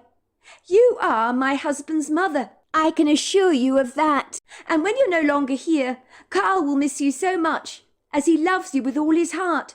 So his loss, when you're gone, will also be mine." Beryl let out a cruel cackle and waved a warning, rather crooked-looking finger at me. "You're a very good liar, Clara. I'll give you that. Of course you're glad I'm dying. Don't deny it. I promise you, dear. You haven't seen the last of me yet, just so that you know. When I cross over to the other side, I will come back to haunt you. I will make your life so dreadfully miserable that Carl will see you for what you really are. I know in time he will see sense and divorce you, as I will do my damnedest to make bloody sure that happens. I've never liked you, Clara. You were never good enough for my Carl. And if I can destroy your relationship from beyond the grave, I will do it with the greatest of pleasure. See if I don't." "She said that to you on her deathbed?" asked Joy in bewilderment. "I know she was a nasty piece of work, but that is decidedly vicious." "Well, she said that." "I just can't believe anyone could be so— what is the word I'm looking for, Clara?" "Cold-hearted, callous, bitter." "Yes, that's it." "Let's just say the truth is, Joyce, I think that Beryl was a lonely, old, embittered and jealous woman. Carl told me she was always jealous of his girlfriends, and that no matter who he married, no one would have ever been good enough for him, as far as she was concerned. So he told me never to be affronted by her grievances towards me, because it wasn't personal. I believe he was right about that. I believe every girlfriend he ever had was warned off by Beryl, and I guess she scared the bejesus out of most of them. I was the one girlfriend that stood my ground.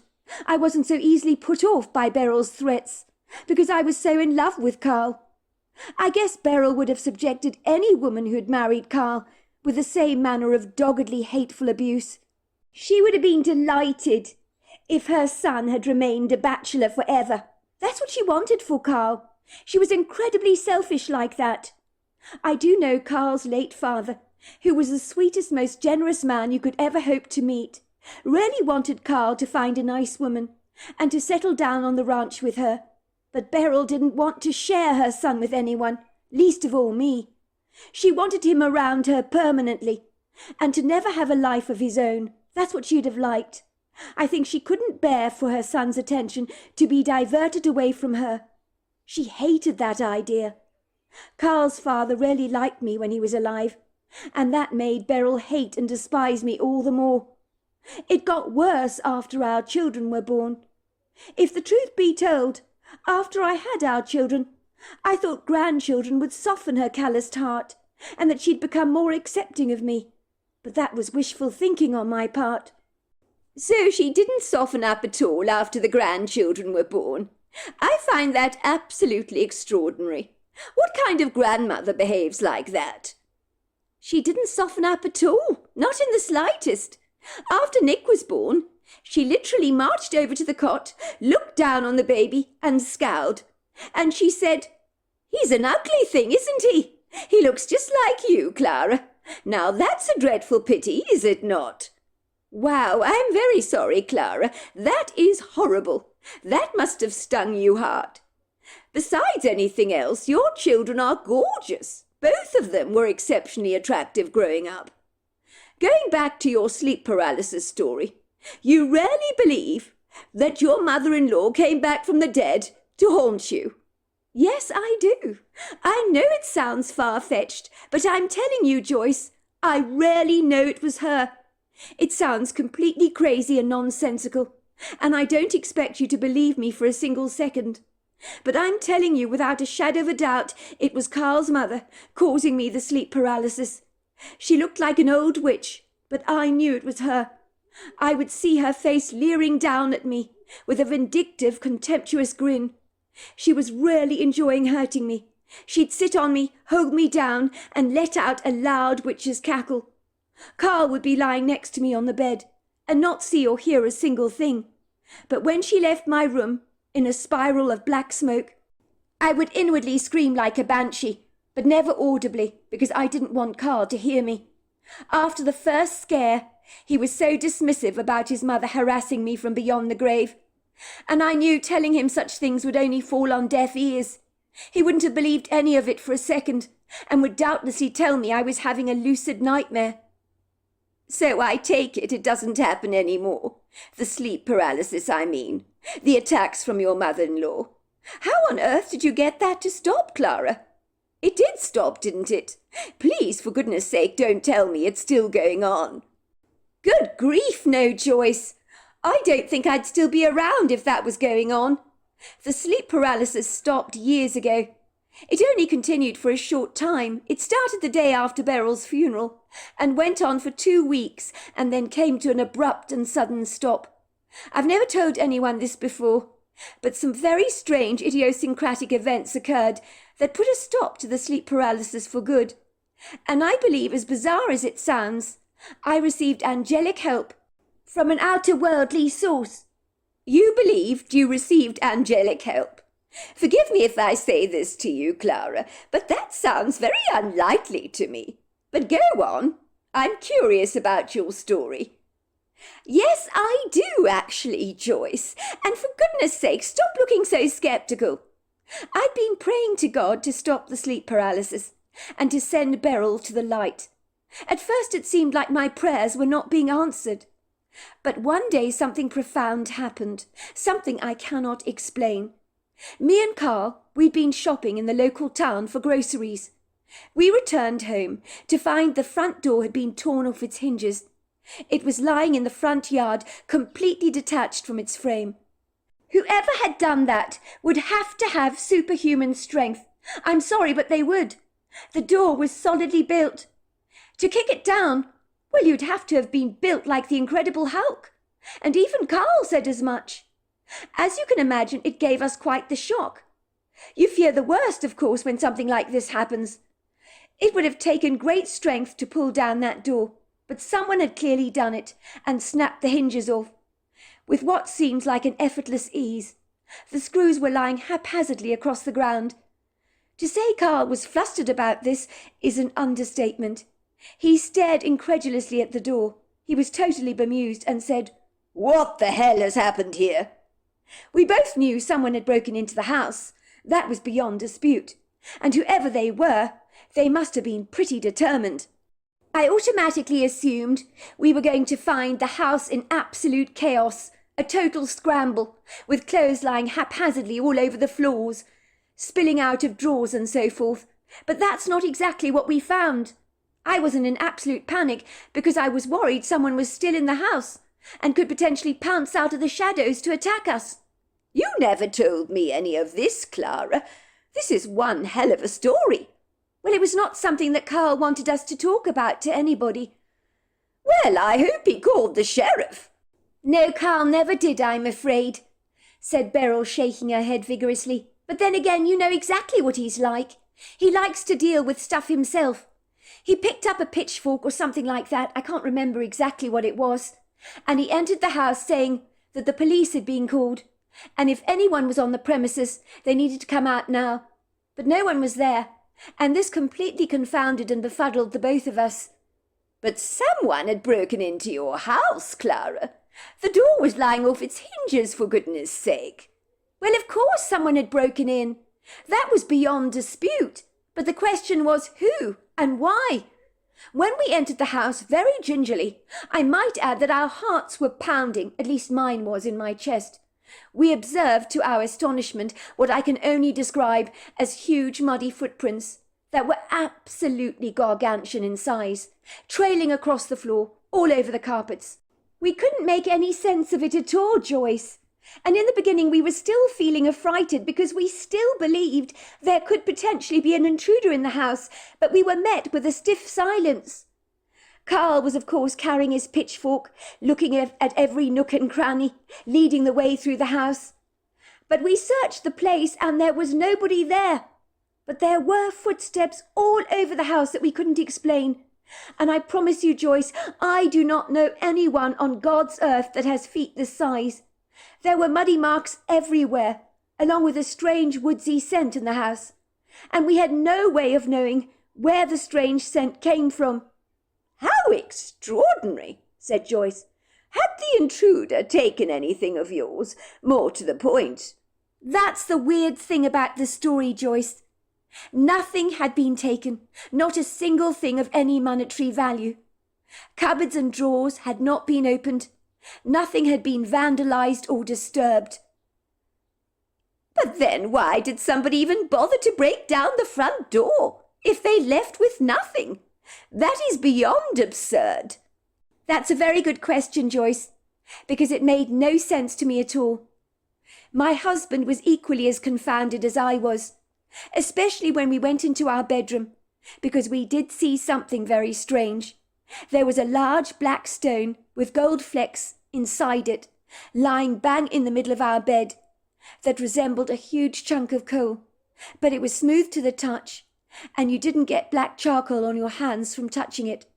For an entire week when I picked up the stone, it would go warm. The stone made me feel incredibly calm every time I touched it. I actually had a dental appointment that week, and I was terrified of the dentist. I always have been. So I took the stone to the surgery with me. I think the dentist found that rather surprising. But that was the best appointment I ever had, because it was so comfortable receiving, that dental therapy without any fear, which I normally would have. There was something so magical about that stone. When you would touch it, it really felt like you were standing out on a brick patio on a searingly hot day in your bare feet, and the bricks were burning the bottom of your feet because of the scorching sun. Only the stone did not burn me, but it was very warm to the touch. It was very peculiar, because it was during the winter. It was a very cold time of year when this happened. So there was no explanation, Joyce, for the stone being so astonishingly warm. I put it in my bed all week. It kept the bed lovely and snug, like a hot water bottle that never ever goes cold. I think when Carl saw that stone lying in the middle of the bed, he was completely bewildered. There are no words to describe how shocked he was, because he felt that that stone meant something, but he couldn't understand what it was doing there. We conducted a search around the house, of course we did. We did a total inventory on what might have been taken, but nothing was missing. Yet the house felt incredibly different. And then, of course, there was that very strange black stone lying in the middle of the bed. In what way did the house feel different, Clara dear? Well, it's hard to describe, really, Joyce, said Clara, making a face. But let's just say a week after Beryl had died, our house became heavy. There was a claustrophobic, dark energy in the house. I know I didn't imagine it. Carl felt it too. If the truth be told, he thought he was the one giving off the dark, negative energy because of the grief he was experiencing over his mother's passing. But it was much more than that, Joyce. So much more than that. The energy in the house, well, it was evil. There's no two ways about it. Very evil. So when you talk about a dark energy, Clara dear, you're talking about an evil energy. I said that, didn't I? It's hard to describe, really, Joyce. But after Beryl's funeral, the energy in our house became hostile and unwelcoming, if you know what I mean. It was like something did not want us in the house.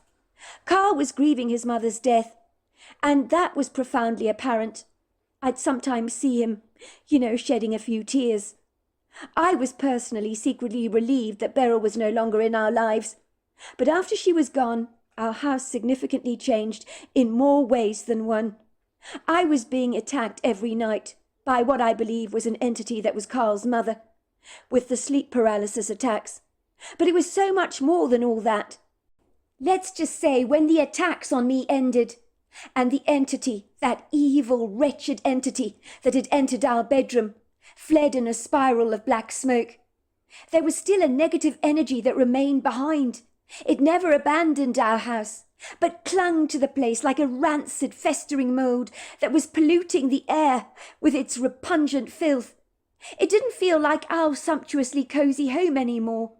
It was as if it had been contaminated by something vile and ugly. There was a dark cloud hanging over everything. I also felt all the time as if I was being watched by Menasha's eyes. Me and Carl, we'd never fought a day in our lives. And then the bickering started, and we were at each other's throats day and night, like two fighting dogs. It was brutal, Joyce, I'm telling you. Carl has never been unkind a day in his life to me, Joyce. But during that week, he began to spit out pure venom at me, like a poisonous viper. It was almost like he'd become his deceased mother. He'd changed so much that I barely recognized him as my husband. If we'd carried on that way, I don't think our marriage would have lasted for a second. And I don't say that lightly, Joyce. Carl confessed to me that during that week, or those couple of weeks, when we were at each other's throats all the time, he kept hearing a voice in his head saying, "You hate her. You know you do. Go on, strangle her.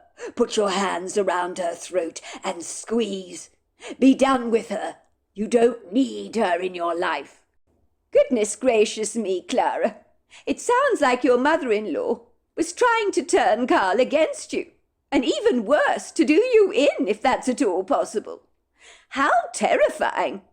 I rather think the dark energy in your house was almost certainly your mother-in-law. There is no doubt about it in my mind. Oh, well, there was no doubt in my mind. She was definitely behind the discord in our home. I know she was. Don't forget, Joyce, she promised to haunt me from her grave. And she did just that. Whoever said the dead are completely harmless? If they carry enough hatred in their hearts, maybe they hang around. Maybe they're afraid to cross over. Maybe they do hang around. It's a chilling thought, Clara. Anyway, go on with your story, won't you? Look at me. I'm shaking like a leaf, taking this all in. But I have to remind myself, you're the one that went through this. Oh, it was a dark night of the soul those couple of weeks for me, Joyce, let me tell you. I kept reassuring myself that my husband's objectionable outbursts were just a consequence of the grief he was feeling over his mother's passing. So I tried desperately to be compassionate and understanding towards him. Carl didn't always agree with his mother. There were times he loathed the way she treated me. The week after Beryl's death was the worst week, let me tell you. The worst week of my married life. Everything that could go wrong went wrong. And let's just say Carl was continuously angry with me. That was the week when the sleep paralysis just got worse and worse. And as I was saying to you, Carl's mother was behind it all. Well, I'm in no doubt you're right about that. Anyway, back to the day of the bizarre break-in, if you can call it that. Me and Carl knew someone had been in the house. We were in no doubt about that. For a start, the front door had been bludgeoned right in, and there were footsteps leading everywhere. Mud and grass, leaves everywhere, twigs even. But no cupboards had been opened, as I was saying. The only thing missing, and yes, there was something missing from our house, were a few bananas in the fruit bowl. But that was about it. So whoever broke into our house obviously liked bananas very much, and had a sudden attack of the munchies. Someone broke into your house, deciding to take absolutely nothing, only a few bananas. They leave a black stone in the middle of your bed. How awful that this should happen to you, Clara. I honestly don't know what to say. I couldn't understand it, Joyce. I really couldn't.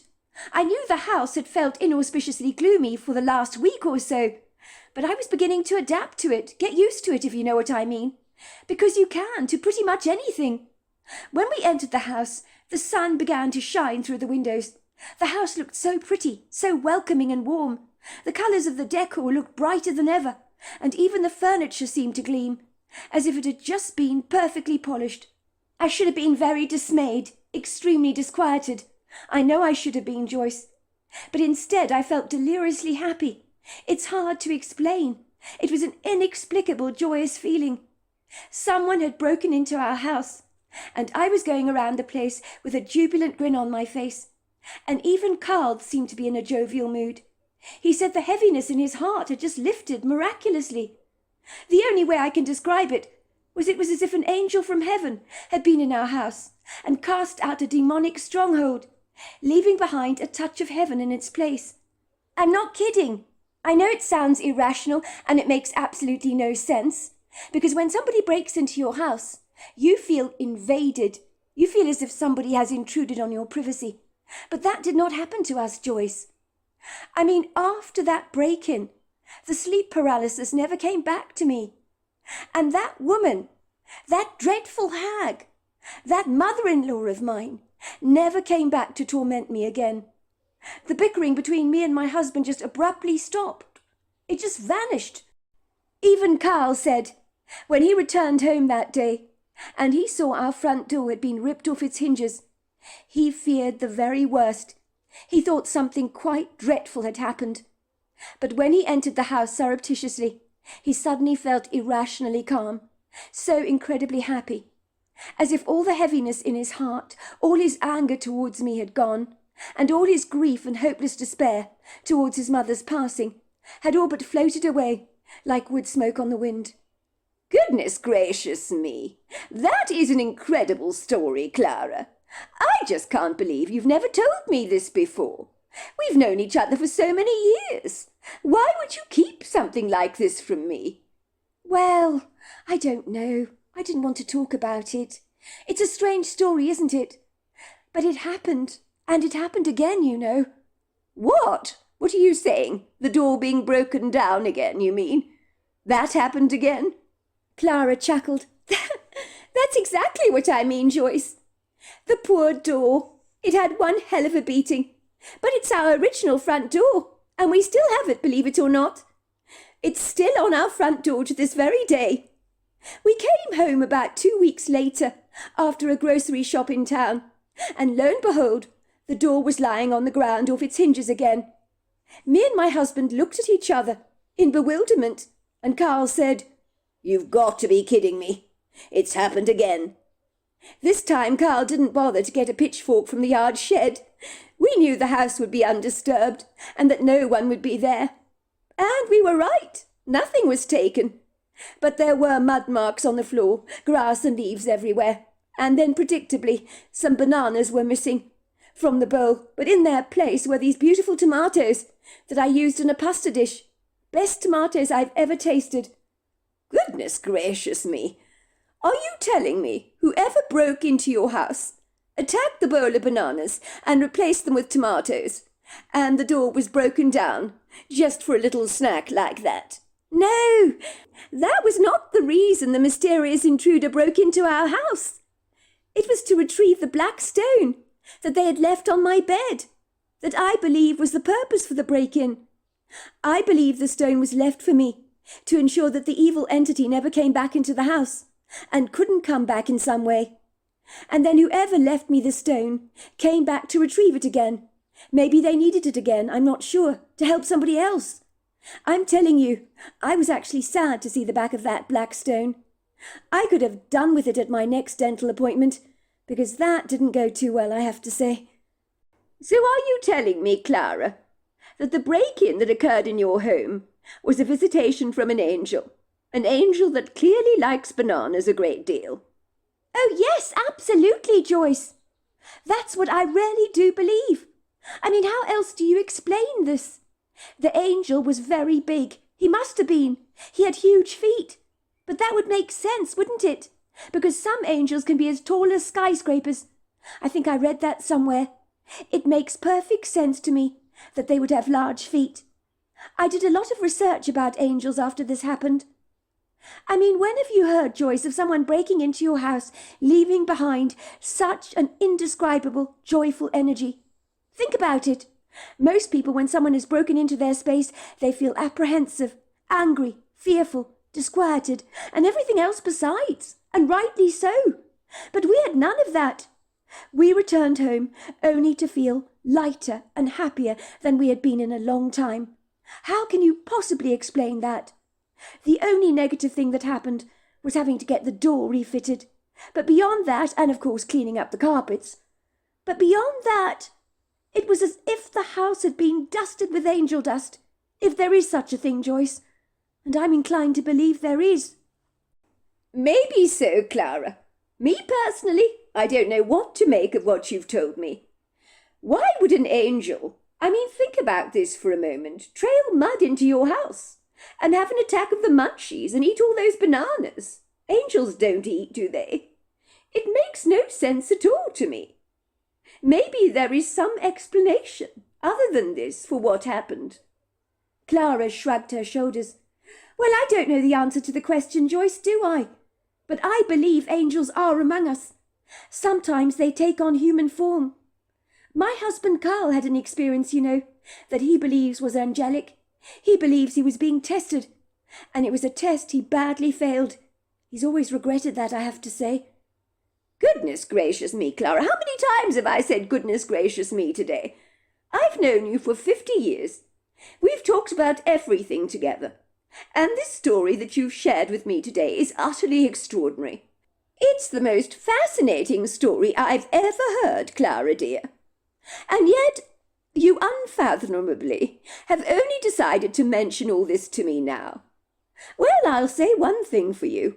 You've certainly got my mind off the worries I have concerning my husband, because I am very distracted now, and gratefully so. So please tell me what happened in this angelic encounter that Carl claims to have had. Well, if the truth be told, he's not absolutely sure it was an angelic encounter, but in his gut, he feels it may well have been. He believes God was testing him. He was at the local store picking up some groceries. This man comes up to him. I mean, he had messy hair, and he looked like a vagabond. He was tall, covered in rags. But he had something radiant about him. He wasn't like your normal beggar, if you know what I mean. There was something different in his demeanour. He came up to my husband, asking for some change. I suppose to buy bread or something. My husband shooed him away at once, because he didn't want to be accosted like that. The man seemed to mysteriously vanish, Carl began to search the store for this man, but he couldn't find him anywhere. He wanted to give him some money. He changed his mind about that, and he said to himself, God has just tested me. That was an angel from heaven, and I failed the test. For a long time, Carl was thinking, what if I had given that angel money? Would our lives have been even more blessed? He really believed God was testing him. So you think it was an angel, do you, Clara? Well, I don't know, Joyce. I wasn't there, was I?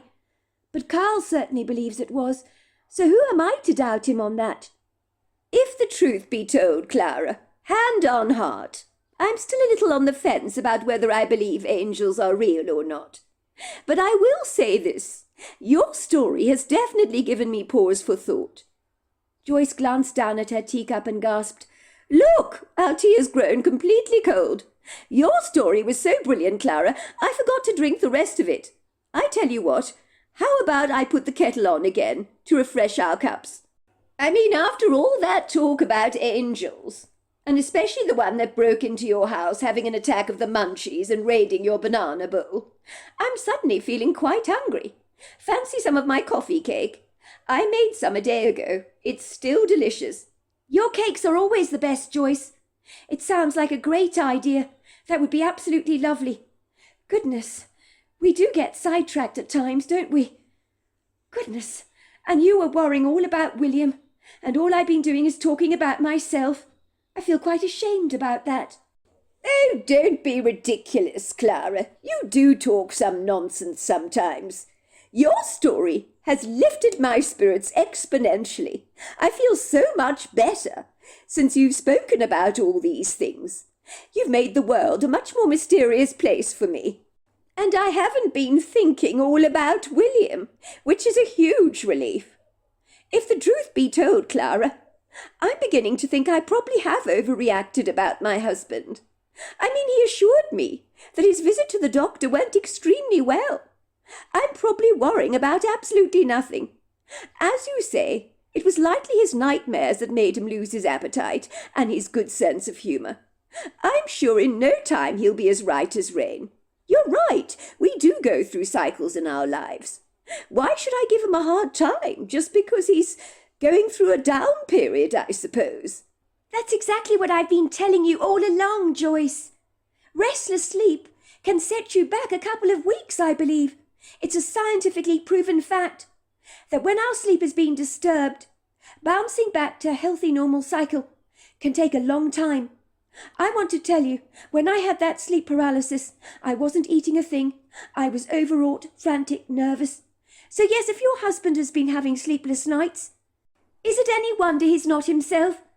Who knows what kind of nightmares he's been experiencing? Maybe they have been so dreadful he doesn't want to share them with you, and he's losing sleep over them. We all go through ups and downs in our lives, just like the cycles of nature.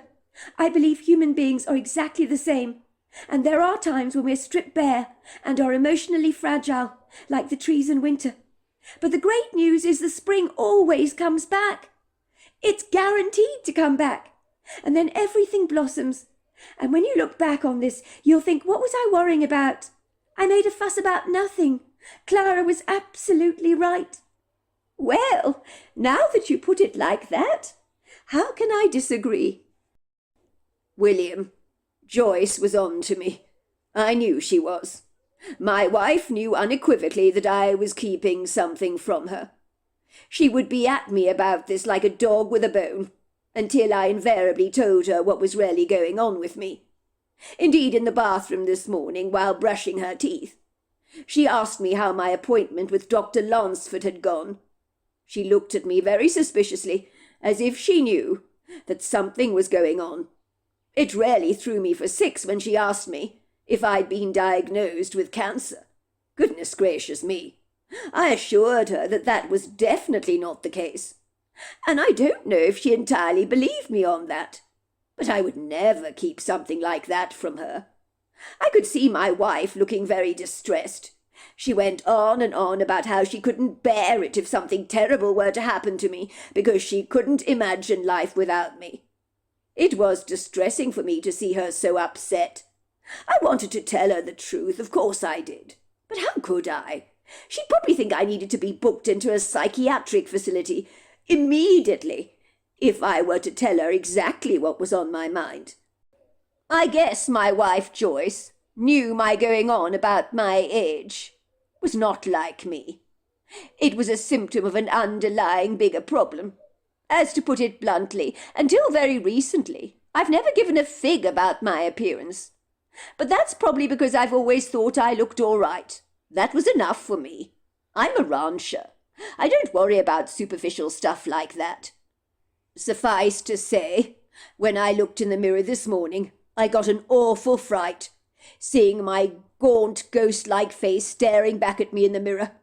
It rarely knocked the wind out of my sails when I realized I was getting old, as the wrinkled prune of a face, splattered with sunspots, staring back at me in the mirror, did not look remotely good. I'm not afraid to admit that aging does scare me somewhat. I love my life very much indeed, and I enjoy looking after the ranch and my steers, and, of course, feeling the very good wind blowing against my skin. I love the blue sky that we're blessed with in this part of the world, and the fragrant smells of the countryside. I can't imagine losing all my strength and not be able to do what I used to be able to do. I've seen it with my dogs over the years, of which I've had many. Ostensibly, in their youth, they run around with a sprightly, rambunctious energy, and follow me around everywhere. But as those dogs get older, even trotting over to their food bowl can be tough for them, if they have arthritis or aching joints. And I don't want any of that for myself. Joyce does not know that my worry about aging goes far, far deeper than she could possibly imagine. For the last few nights, I have almost involuntarily given the game away, showing her the source of my discord, as I've been having lucid, very graphic nightmares, waking up in quite a sweat, with my pyjamas soaked to the skin. Joyce has been trying to comfort me, reassuring me all the time, telling me I've just had a nightmare. She says in the midst of my sleep, in which I am restlessly tossing and turning, that I shout out, "You're not real! You're not real!" As a consequence, I'm suffering from sleep deprivation, and even my once extremely healthy appetite has been unfortunately flailing me. My weight loss of late has been quite dramatic. I've been trying to give our dog all the food very surreptitiously on my plate under the table at meal times, when Joyce's back is turned. But that shrewd wife of mine, I'm afraid to say, is as sharp as a tack. You can't easily pull the wool over her eyes. I told her that I would eat a hearty breakfast this morning, and this was to allay her fears, convince her that I'd regained my appetite, which is not true, I'm afraid. I was being, shall we say, economical with the truth, to put her flustered mind to rest. Her face brightened at once with that suggestion. She thought I was eager to eat, and hurried into the kitchen to prepare a sizable feast for me. When I came down to the kitchen, I felt nauseously sick. The last thing I wanted to do was eat, and when I smelt all that delicious crispy bacon, I actually wanted to gag. Joyce presented me with an incredible plate of perfectly cooked food that would have been suitable for a king, and on normal occasions I would have been very grateful for this. I'm afraid I sat down flaggingly at the breakfast nook, overwhelmed by the plate piled high with so much food that I felt unwilling to tackle. It felt like climbing a monstrous mountain that I would never get to the top. So I made a pitiful showing of my breakfast. I just was not hungry. And so, with clandestine, cunning fingers, I began to feed the dog under the table, so that Joyce would believe that I had polished the food on my plate, which would give her, I hoped, a large measure of comfort. I told her the breakfast was delicious, and then she said to me, "Don't you think it's very funny, William, that Molly has been piling on the weight of late?" she said, referring to our black Labrador, They could eat an entire refrigerator of food if given the chance. My wife continued rather brazenly. I've tried to put Molly on a diet, but over the last couple of weeks, her waistline seems to be rapidly expanding, and I just can't think why. Her stomach is blown up like a balloon. I just wonder, William, where all the excess calories could be coming from. Joyce gave me such a scathing look. I knew at once that she knew that I'd been feeding Molly my food over the last couple of weeks under the table. If she was expecting a confession from me, she was going to be waiting for a long time, because she wasn't going to get one. But at the very least I did have the good grace to look shamefully bashful, like a dog who's been caught eating up the family sofa, and is desperately trying to feign innocent, and not exactly succeeding in its endeavours. It is very peculiar, William, my wife continued, making an exaggerated expression of perplexment on her face. The last time I put Molly on a calorie-reducing diet, she lost a lot of weight, you know. She wasn't remotely happy with me, of course, because she couldn't stand the diet food I gave her, which she's on at the moment. She seems so content these days, for the last couple of weeks or so, to lie around like a very big sack of potatoes, doing absolutely nothing. Have you noticed, William, how round her belly is of late? I can't say I have, love. She looks perfectly normal to me. Oh, she's not normal, William. I can assure you of that. Do you consider it normal to lie down on the floor all day like a big sack of potatoes and not moving an inch, and looking so contented as if you've eaten an entire refrigerator of food? That's what Molly is looking like at the moment. Now, if she hadn't been spayed, I would be very inclined to believe she was about to pop with a litter of over a dozen puppies or so. My wife continued to look at me, as if she expected me to say something. So I mumbled something under my breath about female dogs, the menopause, middle-age spread, as if in some way Molly was afflicted by this unfortunate human condition. The menopause, is that what you said, William? My wife chuckled. Are you being serious? I have heard everything, you know, and that is one I'm not going to forget in a hurry. You think Molly is going through the menopause, do you? Don't be ridiculous, William. Female dogs don't go through the menopause. There is no such thing. But how do you know? I said. I think many animals in middle age naturally get rather porky. I'm sure that's what's happened to Molly here. The weight gain is hardly her fault. It's very interesting you say that, William, my wife said. Because you know what? Molly's weight gain is somebody else's fault. You're right about that. It's definitely not her fault. But I'm trying for the life of me to rack my brains as to who the guilty party can be. What do you mean, love? Well, I think someone's been surreptitiously feeding Molly, don't you? I shrugged my shoulders, avoiding my wife's scrutinizing gaze, and said very casually, I can't think what you mean, love.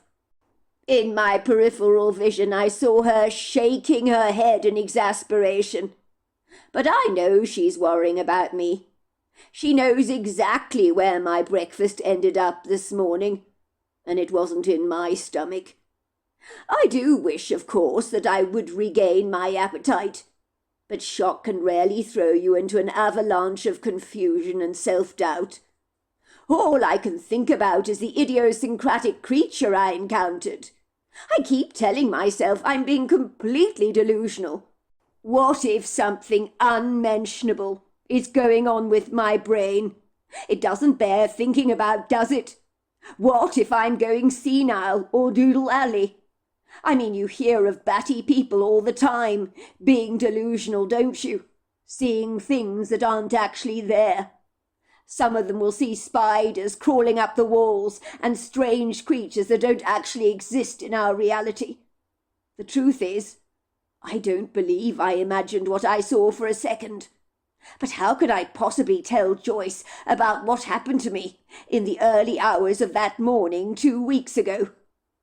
When I think about it, I began to physically shake, like the leaves on a tree in a powerful windstorm, because that thing, whatever that thing was, well, I know what it was, but it was humongous.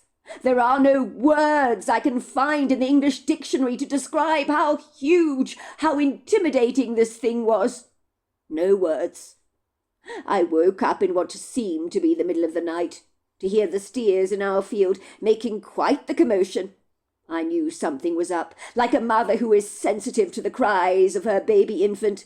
She'll be jolted out of her sleep, wouldn't she, the moment she senses something is wrong? Much like those maternal instincts when it comes to my steers. If anything, and I mean anything, has remotely upset them, I will shoot out of bed with the same kind of emotional tug and conviction that would draw a mother to her baby's cot in a fraction of a second. My wife can sleep through practically anything going on in the ranch, but I've got eyes and ears in the back of my head when it comes to my livestock. If the steers need me, I will absolutely know about it. When it comes to being a rancher, you do what needs to be done, as quickly, effortlessly, and efficiently as you can. In every set of circumstances you might be faced with, that is. I glanced very briefly at my clock on the mantel. It was 2:10 in the morning. I hurriedly dashed over to my closet, throwing a tracksuit over my pyjamas, and I put on a pair of boots, grabbing my rifle as well as my torch, as I hurried downstairs and darted out of the kitchen door as fast as I could. It was a magnificently beautiful night, with an almost full moon hanging proudly in the sky like a dazzling ivory pendant, hosted by an abundance of silvery stars that gleamed like the cheery Christmas baubles on a tree. The moon was magnanimously casting her soft shimmering light over the ranch so that I could see my way reasonably well across the fields, even though the dark silhouettes of the trees were a lot more ambiguously obscure. I trudged over some very muddy patches of ground that had been formed from recent rains we'd been having of late. I bent down under the fence to get to the steers as quickly as I could. The atmosphere in the field did not feel right. I could sense something was up, but I couldn't make any sense of it. I knew my steers were affrighted. By something for sure. They were making enough bleating noises and staying huddled close together in a tight cluster, looking very apprehensive, their eyes fixed on the middle of the field. My first thought that went through my head was, what the hell is the matter with my steers? They are behaving as if a predator is in their midst, like a pack of coyotes or something. With my torchlight I began to flash it across the field. I followed the gaze of my steers. My torchlight landed on one of my steers that was lying on the ground. Something was standing over the steer that was so huge it almost took my breath away. As a rancher, you don't name your steers, but this one I had taken to calling Dartmoor, even though his number was branded on his rear end. I was constantly calling the vet about Dartmoor and reporting on the steer's inability to thrive like the rest of my herd, which was not something that had ever happened to me before. For some reason the steer was not gaining weight, remained weak, feeble, and rather wobbly on his legs, and the vet could find no rhyme or reason for this bizarre, rather incongruous condition of his, as all the tests confirmed that he should be in robust health, just like my other steers were. "We can put him out of his misery for you," he said to me, but I was having none of that. I was hoping that with time my steer would get strong, and if he didn't do well, I guess I'd just keep him on the ranch. My next-door neighbour Carl thought I had lost complete leave of my senses. "Since when do ranchers keep feeble livestock?" he asked me. "You're running a business, William, for goodness sake. You can't afford to be sentimental. This is not how this game works. And now you're choosing to call your steer Dartmoor. You should never ever call your livestock names. Everybody knows that. You'll end up getting attached. I knew I wasn't doing things straight by the book, but I didn't care a jot. I just didn't want to give up on Dartmoor. What's wrong with that? But as the weeks rolled by, I was beginning to realize that Dartmoor was very much failing to improve. In this incongruous moment, seeing the bizarre scene unfolding before my very eyes left me feeling too bewildered to be afraid. I couldn't make out what the giant-like human shape was that was squatting over Dartmoor, like a man over his injured dog. I was fumbling with my rifle, wondering should I shoot this thing. What the hell was it? It almost looked human, and then in the illumination of my torchlight, I saw the creature fully.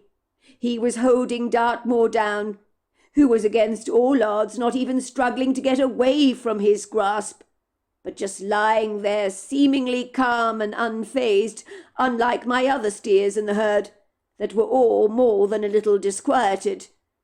It was when the creature turned around to look at me that I realized I was staring at a very large male Bigfoot.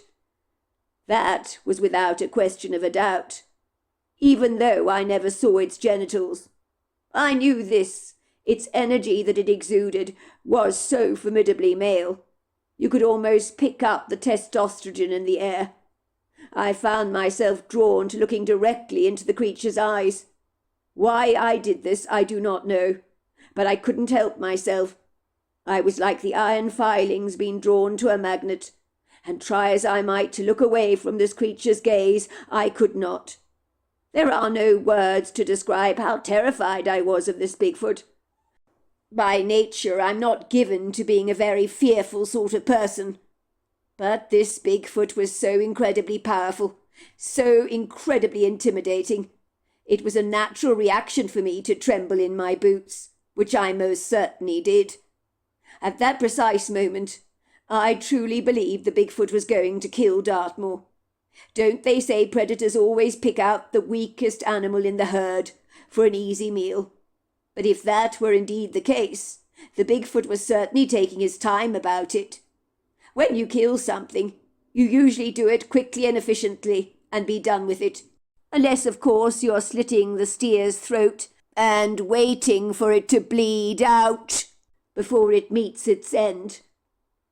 Well, that is not what happened. This creature was hovering over Dartmoor like a vet over a sick animal. A little voice in my head was urging me to shoot. "Go on, do it, William, shoot him now," came the voice in my head. "He's a threat to your herd. He needs to be taken out at once." But my fingers slipped like butter on the trigger, and then I heard a voice in my head that said, "No, you don't do that. I'm not going to harm you. I'm here to help the ailing steer, for his life force is impeded by a disabling fear. He doesn't want to thrive. He knows what will become of him if he does. It's not good for him to be so weak. I need to set this right, and to bring him reassurance." I watched incredulously as this powerful Bigfoot, with a mighty hand and fingers easily the size of large pork sausages, nimbly guide a very oversized black stone down Dartmoor's spine. I do not know what he was doing.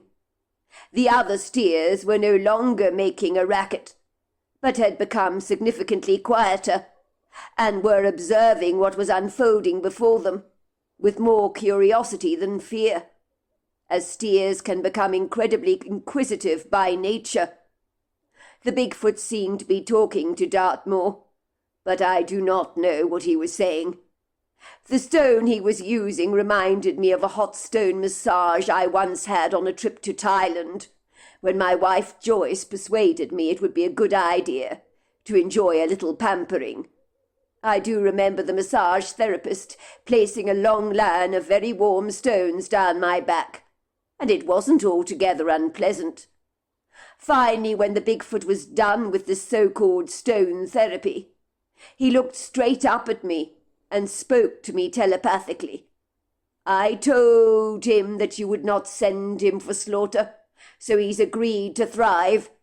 And with that, the Bigfoot just glided away, disappearing into the trees, and was gone. In the days that followed, I was completely convinced that none of this had happened. I was sure I had imagined it all. It must have been a lucid dream. Either that or I was going completely mad. I told myself it could never have been real. There was no way on God's earth that had actually happened. When my vet paid the herd a visit like he always does, he asked me what had happened to Dartmoor. He's doing very well. He's putting on weight. He's not wobbling around on that back leg like he used to. I knew the vet was right. The evidence could not be denied. Dartmoor was looking very good, and the weight was slowly creeping on. I thought back to my encounter with the Bigfoot on the field, and knew in my heart that it had happened. But another side of myself was saying, "Don't be ridiculous, William. You were dreaming." Yet how could I explain the transformation in my steer that was nothing short of miraculous? I had been on my ranch for 50 years, and never so much as seen a Bigfoot a day in my life. So what had happened in the early hours of that morning had seemed so surreal. I didn't believe that such things existed, so I was beginning to wonder if I was losing my mind, and whether what I believed had happened had really occurred. How could I possibly tell Joyce about this, or anyone else for that matter? They would think I belonged in a funny farm, and maybe I did. One night after I'd retired to bed, I fell into a deep sleep and engaged myself in a lucid dream.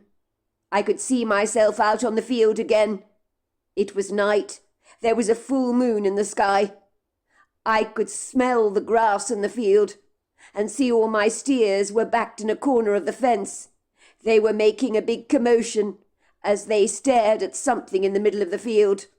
I followed their gaze, and once again I could see the Bigfoot. He was in the middle of the field, squatting over Dartmoor again, as he had done when I last saw him. Once again, he was gliding a very dark stone down Dartmoor's spine. In my dream, the stone became like a bright light, and the light lit up Dartmoor's entire body, and I could see him physically becoming stronger and growing bigger. I was standing there staring at the Bigfoot in my dream. I could feel the fear I felt for this intimidating creature, even taste it on my tongue. The sweat was pouring down my face as the Bigfoot stood upright on his two powerful, very strapping tree-trunk legs, his eyes pinned on me. I was afraid for the safety of my herd. Was the Bigfoot going to kill Dartmoor for an easy meal? I cried out in my dream, "No, no, you can't hurt him. You can't." The Bigfoot seemed to ignore me.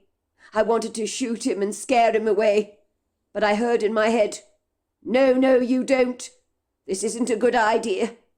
I stood there trying to press my finger on the trigger as I pointed my rifle at the Bigfoot, but when I fired, nothing happened. The bullets failed to dislodge themselves from my rifle.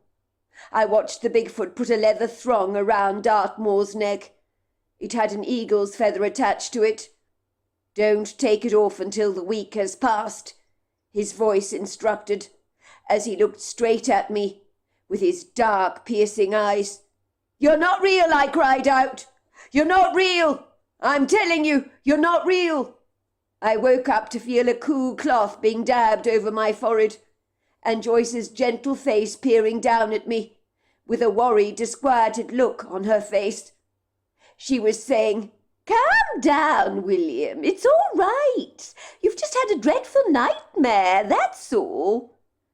The dream had felt so lucidly real, so vivid, in fact, so much so that I wondered if all these visions I had been having were real at all. Was I losing it? Should I make an appointment to see Dr. Lansford and admit that I was having lucid dreams and hallucinations? Was this a symptom of a deteriorating brain, I wondered? Please, God, I wasn't going senile, was I? It was later that morning, after my pitiful showing at the breakfast table, where most of the food had ended up in Molly's stomach, that I made my way to the field on the back of my dark brown horse Knight. Joyce's best friend Clara arrived at the house in her green Range Rover. I waved at her, and she responded by waving back and blowing her horn. I was very glad that Clara had come to visit my wife.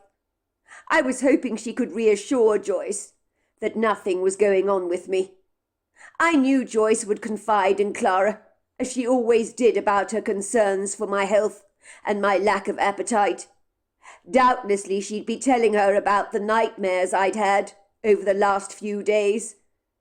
Over the years, Clara had become so invaluable as a friend to my wife. They were like sisters and would spend countless hours together in each other's company. They would go out to lunch together, shopping, spend time out of doors painting with oils on canvas. In the beginning, my wife's pictures, well, they weren't terribly good. But these days she had procured some fine works of art. My favourite was a very good picture she'd done of the magnolia tree in spring, when its branches are ablaze with blossom. I had insisted that that picture should be hung pride of place in the hallway, and when people visit, they always are drawn to that painting of hers. I knew the vet was coming over later in the morning to check up on Dartmoor and the other steers, which he did as a matter of routine. It was this morning that I observed, to my astonishment, that Dartmoor was walking without a wobble in his back leg. It seemed as if overnight he had filled out a little, but that was not what had actually confounded me. As I approached the steer, to my amazement I discovered that Dartmoor was wearing a leather thong around his neck, with an eagle's feather attached to it, exactly like my dream the previous night, where I'd observed the Bigfoot placing it around Dartmoor's neck and telling me to leave it for a week or so. I examined the leather thong and the eagle's feather, and it was magnificent. I would have been happy to wear something like that around my own neck. It was pretty macho. What the hell? How on earth did a leather thong get around my steer's neck? How could a Bigfoot have communicated to me through a dream? But if I was losing my mind, then this physical evidence was rather bewildering, to say the very least. It proved that what had happened to me was indeed real, and maybe I wasn't losing my mind after all, and that revelation brought me much comfort. When the vet arrived on the scene, he was wearing his predictable rubber boots and a warm smile on his face. I will never forget, as long as I live, the flabbergasted look he gave me when he began to examine Dartmoor. "What on earth is this?" he said, pointing to the leather thong around Dartmoor's neck. I couldn't explain that a leather thong had been placed around Dartmoor's neck by a Bigfoot, so I lied and said, "Well, you know the wife, she put it on him."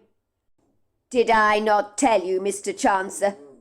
This is why you never, and I repeat never, name your livestock. Look at you, William. Ever since you started calling Dartmoor by his name, you have grown all soppy towards that steer. Your wife Joyce is now making him jewellery, for goodness sake. This is a first, I have to say. I've never known anyone making jewellery for their livestock before. And when I see this, it is very worrying. Don't get me wrong, the jewellery looks very nice, but don't you think it's a tad unwise to encourage your wife to do this kind of thing for the steer? In my opinion, she's growing far too attached to Dartmoor. That's not wise. If she has her way, she will refuse to allow him to be slaughtered. So someone's dinner plate won't be graced with a very good steak on it. I thought you said that I should put him down because of his failure to thrive," I said. That was then, Mr. Chancer. This is now. For some reason, against all the odds, I'm sure you can see for yourself that Dartmoor is beginning to thrive. And if he keeps on putting weight on at this rate, he might end up being the largest steer in your herd. He's looking very healthy, Mr. Chancer. I've never seen anything like it before. It was a good thing we did not put him down. Well, I admit he is looking good, I said.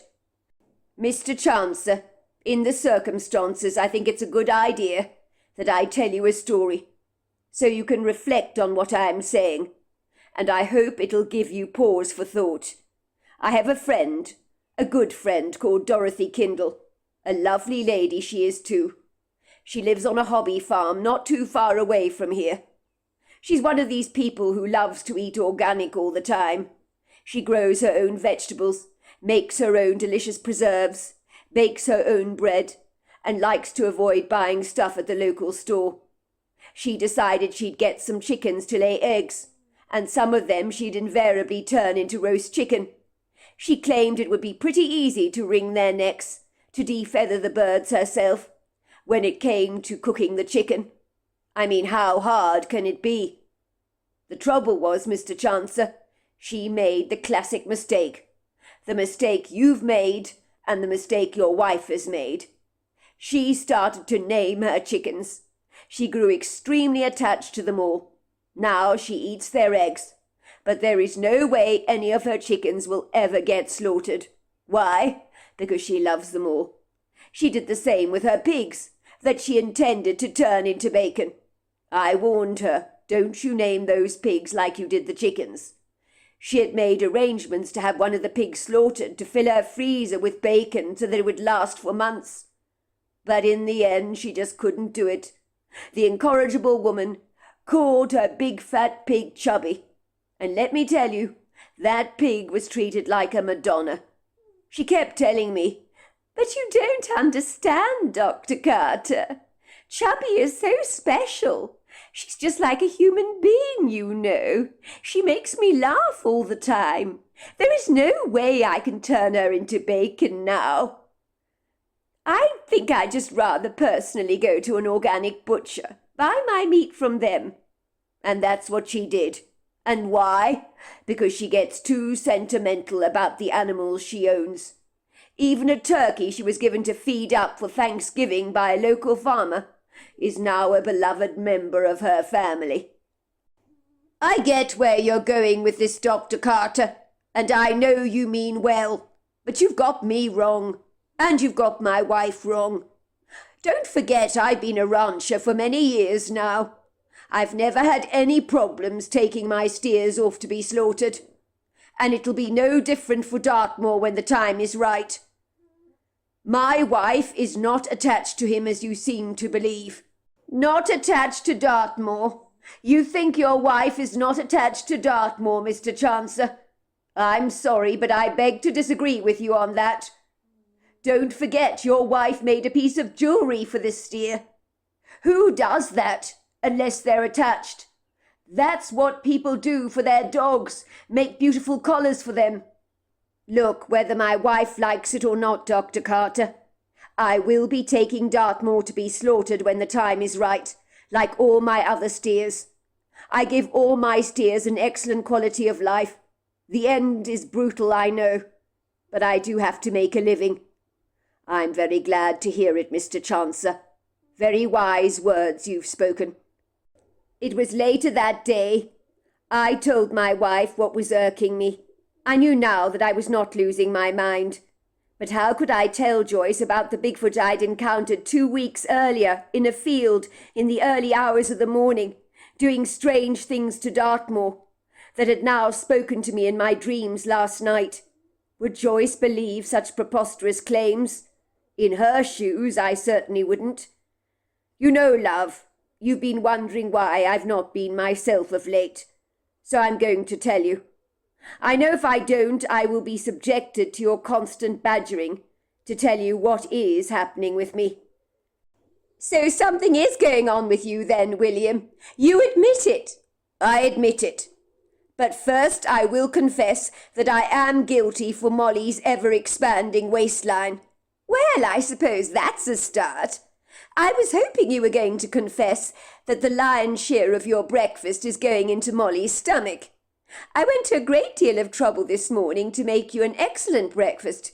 You assured me you were hungry, but I saw you give virtually everything on your plate to Molly under the table. That's because you have eyes in the back of your head, love. Nothing ever gets past you, does it? Joyce looked at me through wide eyes. She didn't laugh when I teased her, but became suddenly very solemn, as if she'd been hit with a horrible thought that she did not want to entertain. For a moment she looked extremely alarmed. She threw a hand across her mouth and said, "Oh, please no, William. It's not cancer, is it? I knew it. Why the hell would you keep a thing from me like this? How serious is it? I told Clara that you were in a bad way. She told me it was probably nothing. I knew differently. She said that you had probably lost your appetite and your spring in your step because of the nightmares you've been having of late. But my guess is your nightmares are a symptom of your concerns over your illness. That's why you keep crying out in your sleep. You're not real. You've had a bad diagnosis, haven't you, William? And you don't want to believe it's true. I told her something bigger was going on with you. I'm right. I'm right, aren't I? Oh, please, God, William, how bad is it? Please don't tell me it's terminal. I think I'm going to be violently sick." My wife looked as if she was turning green. A huge tear rolled down her cheeks. "Would you stop garrulously going on and on, love? Goodness gracious me. I told you, did I not, that I don't have cancer? Would I lie to you about something like that?" "I don't know, William. Would you? That's the $100 question. Would you? I'm not an idiot, you know. I can see what's going on. You've not been yourself for the last couple of weeks. At least you've admitted this morning that most of your breakfast ended up in Molly's stomach, when you swore to me you were ravenously hungry. You lied to me, William. How can I trust anything you say? Why are you pushing me away like this? I don't understand. We always support each other, do we not? And you swore when we got married there would never be any secrets between us." "I'm not pushing you away, Joyce. That's the last thing I'm doing. I would never do that. I've just been going through some rather strange stuff of late. It's true that I don't like the way I look at the moment in the mirror. I've become aware of the fact that I'm getting older, but that has not been the real source of my angst. I have been worried, love, that I've been losing my mind. I was concerned I might be going senile. That's why I've lost my appetite and become very withdrawn. I've been so worried about my mental health." "You think you're going senile?" laughed Joyce, rolling her eyes in the back of her head in exasperation. "Where did you get that absurd, idiosyncratic idea from you? You're definitely not going senile, William Chancellor. I can assure you of that. I would know about things like that. You've got a memory on you like an elephant. You talk about me being as sharp as a hawk, but look at you. You're the first to notice if anything is going on with your steers. You noticed Dartmoor's declining health before Dr. Carter even did." I took my wife by the hand and said, "I want to show you exactly what's going on with Dartmoor. It's funny you should mention that steer, because what I have to tell you has a whole lot to do with him." Joyce withdrew her hand from me.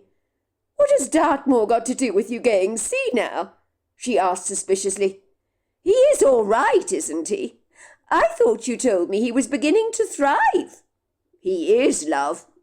But I need to show you something else. I want to take you over to the steers, and I'd like you to take a long, hard look at Dartmoor. Tell me if you notice anything rather unusual about him." I led my wife by the hand to the field of steers. There was an expression of confoundment developing on her face. Maybe she was beginning to clandestinely wonder if I was going senile after all. My steers are used to my presence. When they see me around, they never bat so much as an eyelid, because when you're around your steers all the time, they regard you as part of the herd. But when my wife approaches them, along with Molly, who hangs around my wife all the time, as if she's joined at the hip, then they notice us. Goodness gracious me, William! Look at Dartmoor, said my wife as we approached the steer, who incongruously trotted over to us like a horse to its rider, almost as if he knew we'd been talking about him. I'd never known the steer to be so friendly before. He was behaving like a dog, not like the rest of the herd. And Molly, who was wagging her tail, was circling around Dartmoor, almost as if she expected him to play with her, and it seemed that Dartmoor was interacting with Molly. What on earth? said my wife, looking in astonishment at the leather necklace and the eagle's feather tied around Dartmoor's neck. Why did you put a necklace on Dartmoor's neck? My wife asked me, looking perplexed. Where did you get such a lovely piece of jewellery from? And why would you put it on the steer? Oh, my goodness, you're not getting too attached to him, are you? She asked, looking disquieted. For goodness sake, William, you're a rancher.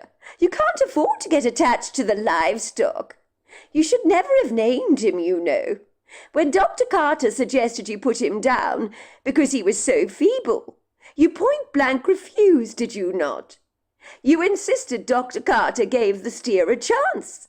I told Clara all about it.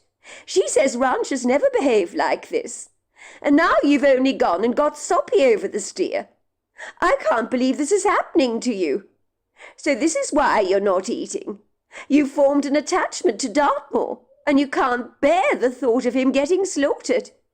Is this what this is about? My goodness, William, we're running a business, for goodness sake, not an animal sanctuary. What has got into you? Joyce, you're doing it again. You're babbling on, without giving me a chance to speak. What I'm trying to tell you is that I didn't put the necklace around Dartmoor's neck. It was not me. You didn't? Well, then who did? My wife's eyes grew wide. It's Dr. Carter, isn't it? He's the one doing this. Oh, my goodness. He put the necklace on Dartmoor as some kind of wacko New Age medicine. Is that what you're going to tell me? Is it Dr. Carter that's going senile? Why, Joyce, do you always jump one step ahead of me without giving me a chance to explain anything?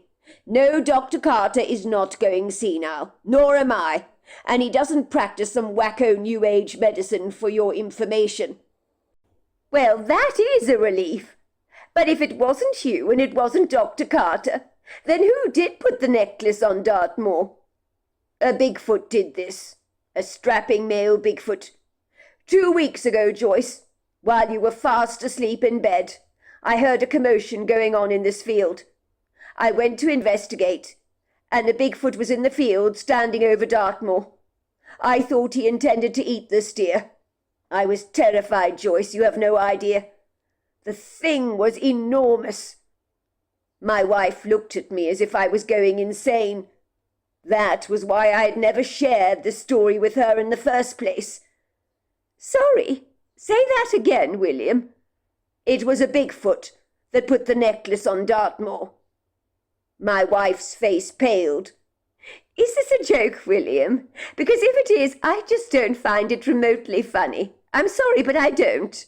I might have a good sense of humour, but this is stretching things for me. This is not a joke, love. A Bigfoot? But are those things even real? They are real, Joyce. I know because I've seen one. I proceeded to tell my wife what had happened. In the beginning of my story, she looked deeply cynical, as if she didn't believe a single word of it. But when I got to the part about the Bigfoot with the black stone that he used on the back of Dartmoor's spine, her expression significantly changed. You say the Bigfoot was using a black stone over Dartmoor's back? He sure was. Joyce began to chuckle. A light seemed to come on in her eyes. Oh, everything fits so perfectly. I now know who the mysterious angel was that broke into Clara's house and literally bulldozed their front door down. My wife proceeded to tell me Clara's extraordinary story. We began to connect the dots, and I realized there must be a Bigfoot living on our property who had extrasensory abilities. He had driven the evil out of Clara's house and brought a steer that was failing to thrive back to perfect health. If you think that is the end of my story, you would be wrong, although we're getting there, of course. I was determined to show my wife that I was not remotely sentimental about Dartmoor, although I hasten to say I actually was. Dr. Carter was right. You don't go naming your livestock. It's just not a good thing to do. But in my humble opinion, Dartmoor was very different to my other steers. He was behaving more like a dog than a steer. When it came to the day the steers would finally be taken off for slaughter, it was not an easy day for me, but then again it never is. I would say goodbye to my steers and thank them for giving their lives up to feed other people. It was important for me to always do that. Lo and behold, when I went into the field to count all my steers, Dartmoor was nowhere to be found. We searched high and low for him, but he was gone. By the next morning there he was in the field, all on his own, having escaped the slaughter, and there in the mud was a big footprint that could only have belonged to the Bigfoot. In the end it was decided that Dartmoor would never ever be slaughtered, because it just was not meant to be. And he did become a much-loved member of our family, who seemed to think he was a dog rather than a steer. So I learnt one thing: don't you ever go naming your livestock. So there you are. That's my story. Well, hello there. I hope you enjoyed the Omnibus edition. We've got many more coming our way for you to listen to. Sending you love wherever you are in the world, in North America, Canada, Kenya, wherever you may be. I send you lots and lots of love. Thank you for listening to my Omnibus, and I really do hope you enjoyed it, because that's the whole idea about it, is to give you some interesting stories to listen to. So until next time, goodbye and good night.